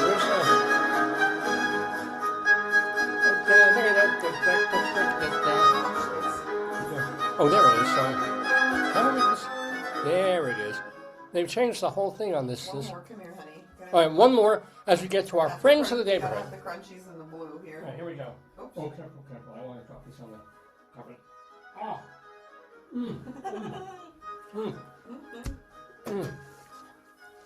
Oh, thank you very much to Carrie, Seidman, and Handelman for being on this very episode of the Dave's Gone By Show.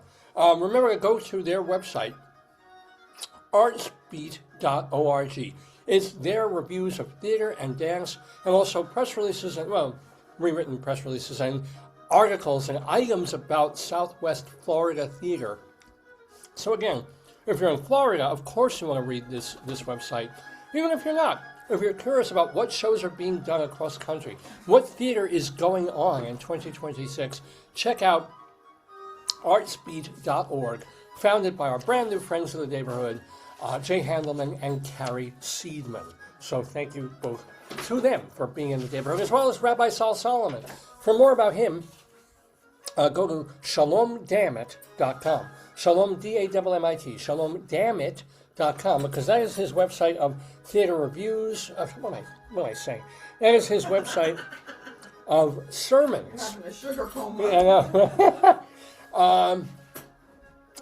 His mini sermons, he's done 200 of them, called Rabbinical Reflections. They're all there at his website. Also, his stage show, which was recorded live at the Richmond Shepherd Theater in New York, plus 10 episodes of his great television program, Shalom Dammit, Rabbi Sol Solomon's Peace, Love, and Acid Reflux Hour, all of them at shalomdammit.com. And we thank him for appearing today, for doing our story time. And then, let's see, that's just today. Those are the folks who appeared on Dave's Gone By this very morning, January 31st, 2026. But what about folks who've been on this show weeks and years beforehand? For example, congratulations to comedy writer and podcaster Phil Hendry, who just got a certificate of commendation from the mayor of Arcadia, California. So go, Phil Hendry's still doing his podcast, still doing his shows, so go find him, Hendrie, Phil Hendry. Congratulations also to Lillias White, the Broadway actress and singer. She is now a Lifetime Achievement winner from the MAC Awards, the Manhattan Association of Cabarets and Clubs. The ceremony's happening in March, but I don't know even if the nominees have been announced yet, but the automatic winners, the Lifetime Achievement people, have been, and she is one of them. So yay for our friend Lillias White. Want to let you know that today, Saturday, January 31st, Uta Lemper is doing her Marlene Dietrich tribute at 54 Below in Midtown Manhattan. Also starting today and running through mid-April, there's an off-Broadway play called The Unknown, written by our friend David Kale, and starring in it is Sean Hayes. And this is happening at the Studio Seaview off-Broadway on West 43rd Street, The Unknown. Marissa Mulder. A lot of things happening tomorrow, first day of February. One of them, Marissa Mulder, doing her cabaret show, You Can't Make Old Friends, and that is at Don't Tell Mama.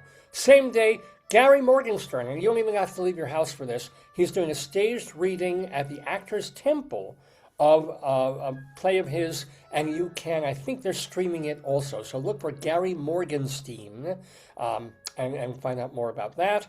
Linda Eder is at 54 Below tomorrow, Sunday, and Donna McKechnie is at the West Bank Cafe also tomorrow. So lots of options for all these friends of the Daverhood, all these theater and cabaret friends and music friends. So pick one if you're in the New York area and go see them.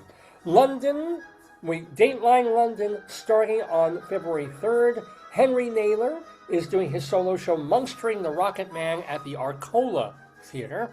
And then on February 5th, that's this Thursday, Jeff Harner is doing his cabaret show Blame It on My Youth at Don't Tell Mama.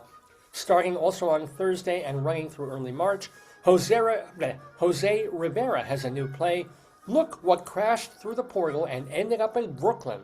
And they're doing it off of Broadway at the Chain Theater.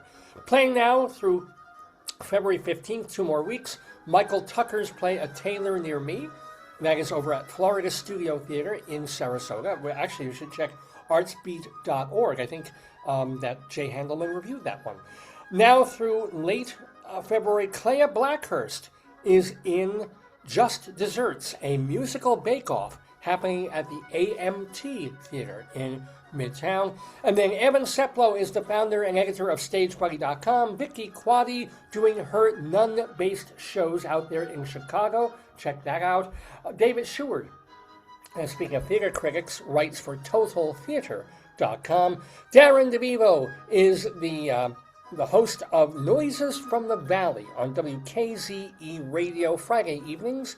And then Eva Heinemann is the host and producer of High Drama, a theater review program that you can watch on YouTube and Facebook. Charlie Gross and Leslie Hoban Blake, they co-host the theater review show Two on the Aisle, also watchable on YouTube. And, of course, Jim Caruso's Cast Party every Monday night at Birdland. And those, my friends, are the friends. People are busy. They are. It's time of year, man. I just want to stay home. But everybody else is doing stuff, so yay for them. Here are friends of the Daverhood.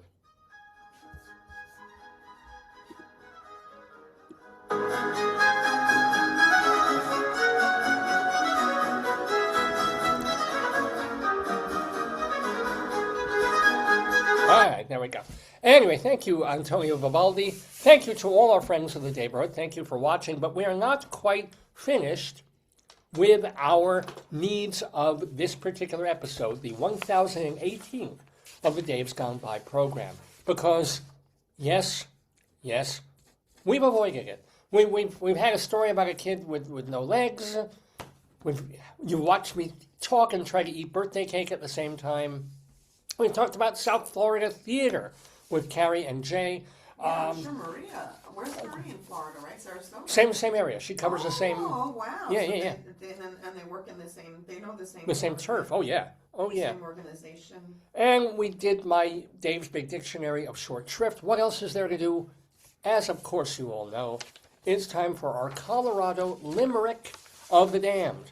Since my wife and I lived in Colorado for a bit over a decade, I decided one day to just start writing as many poems as I could about as many places in Colorado as I could think of. Little poems, 5-line limericks, which the challenge was, A, to be funny, or if not funny, disgusting, or both.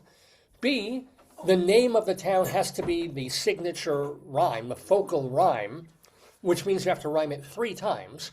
First line, second line, and fifth line. Wow. And the third is just to... Remember when your cousin Peter got you the book about haikus? Oh, Jewish haikus. I remember that. I've written... That inspired. I think Rabbi Sol wrote a few many years ago that we did on the program. In fact, you can go find them on our archives at davesgoneby.com. But for now, we're adding to the archive of Limericks of the Damned. So today, on Dave's Gone By, we go to, and no, we're not getting out of Colorado at all, believe it or not, even though our place today is going to be Churchill Downs. I'll explain. A limerick is a comic verse of 5 lines, in which lines 1, 2, and 5 will end with words that rhyme, and likewise verses 3 and 4 also end with words that rhyme. So this is a limerick. Rocky Mountain.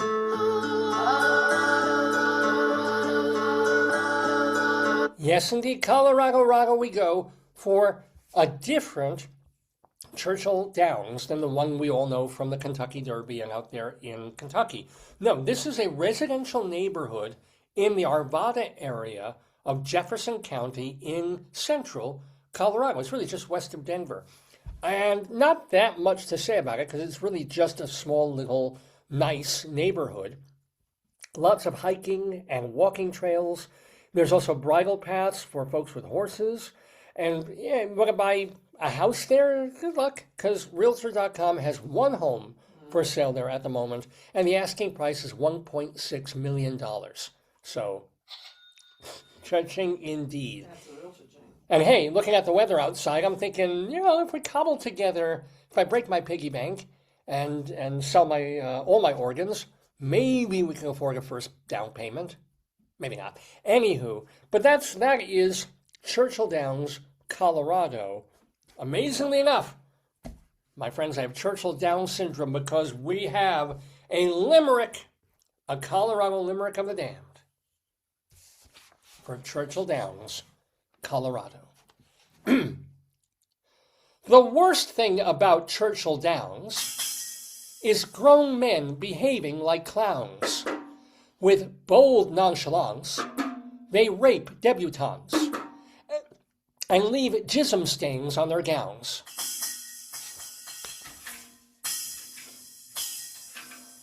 If you want to complain, and I'm sure you do, please send your complaints to davesgoneby@aol.com. Dave's Gone By, the name of the show, davesgoneby@aol.com. I try and read everything that comes through. And also you can post and message me directly on Facebook, on the Facebook page you're watching now. As so many of you did, about 300 to 400 of you did on my birthday and sent me happy birthday messages. I thank you again for those. I tried to give a little, happy face or thumbs up to everyone who took the moment to wish me a happy. I thank you again. But yeah, I try and read everything. I don't necessarily get a chance to directly respond. But certainly, davesgoneby@aol.com is the email address. Also, our Twitter feed or our X feed is Radio Dave 2, Radio Dave and the number 2. And we also have an Instagram page. It's really just giving the same stuff that we put on Facebook. But if you want to see it, Instagram is david.lefkowitz, spelled the way all your typical Lefkowitzes are spelled. And yeah, more importantly, if you want to find out more about the show, the archive page is davesgoneby.com. Plus, we have all our stuff, all our interviews and full episodes at archive.org. Just look for Dave's Gone By, archive.org. Plus, we post the audio archives of the programs on castbox.fm. So going all the way back to our first episode to last week's is there, but it's the audio only. So it's specifically for people who are on the go and just want to hear it as a podcast. Plus, we have a YouTube channel. You want to check that out. Most of our archives are there if they haven't been blocked or muted because of copyright issues. But it's there too. And we thank you for checking us out, no matter where you choose to. The best place to start really still is davesgoneby.com. and our Facebook page. And one more plug, davelefkowitz.org. That is the place to read my stuff, all my song lyrics, my interviews with people. I just did an interview with Melissa Etheridge that's going to be published in March. So I've got it queued up and ready. I can't post it earlier because I wrote it for another magazine that's proprietary. But, I did an interview with Melissa Etheridge 15 years ago. That you can read at davelefkowitz.org, plus my plays, plus my articles, my news items. We're trying to put up more and more and also fix up the ones that are there. And it's slow going, but we're really getting into it. There's more than 1,000 pieces of my writing at davelefkowitz.org. Please, please, please, please do check that out when you get a chance. davelefkowitz.org. Well, it is 5 minutes after noon Eastern Time here in the Daverhood on this January 31st, 2026, concluding the 1018th episode of Dave's Gone By that we've been calling Critics' Choice in honor of Jay Handelman and Carrie Seidman, our guests in the Daverhood. I want to thank them one more time. Go to artsbeat.org. Thank you again to Rabbi Sol. Thank you to my wonderful, adorable, beautiful. That was too much sugar. I'm like, I know, we're both like, we're going back to sleep right after the show. that was delicious. It's Carmel! You gotta help me get the cake in the box, and I cleaned up all the icing on myself and the bell and everything, so. Yeah, it looks fine. And I leave such a mess after doing this show. There's stuff on the floor. I don't care about things, but that blue icing I cleaned. It got on some stuff. Oh, it's all right. I don't see any on the... There's no icing in the bell, right? Josephina, don't put icing on the bell. No, the bell. Oh, classic Monty Python. You know what I'd like to hear before you close the show? Yeah. Can you tell one dad joke? Oh, I can. But, actually, here, I'll have a dad joke that I'm going to say, and then we'll get one from the buzzer thing. But I got it. What's... I'm burping from the ice cream. Wow. To quote Monty Python, what's brown and sounds like a bell? Dung. All right. Maybe this one will be better. Maybe this from the dad joke button will be an improvement. I used to be addicted to the hokey pokey, but then I turned myself around. I made that joke, was it this morning or yesterday? I think it was yesterday. It stole it from me. Try one more. All right, here's one more. One more dad joke before we go. What days are the strongest? Saturday and Sunday. The rest are weekdays.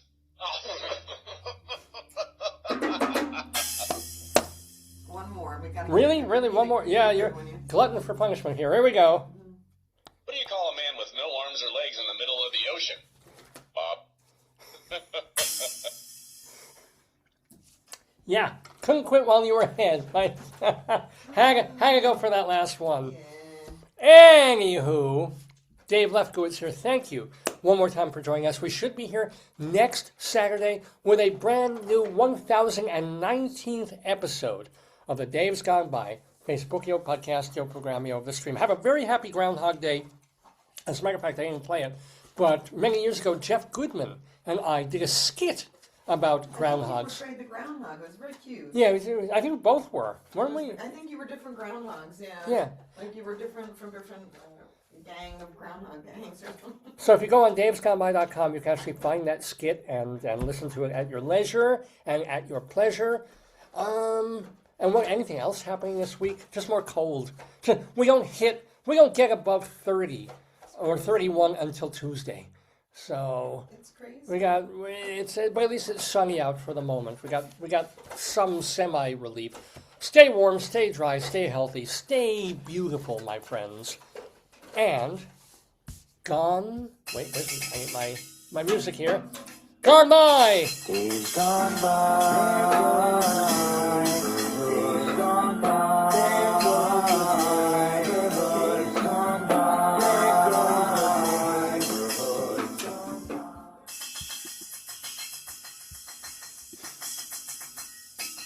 Bob. Get it? Bob? Because of the Bobs? See you next week.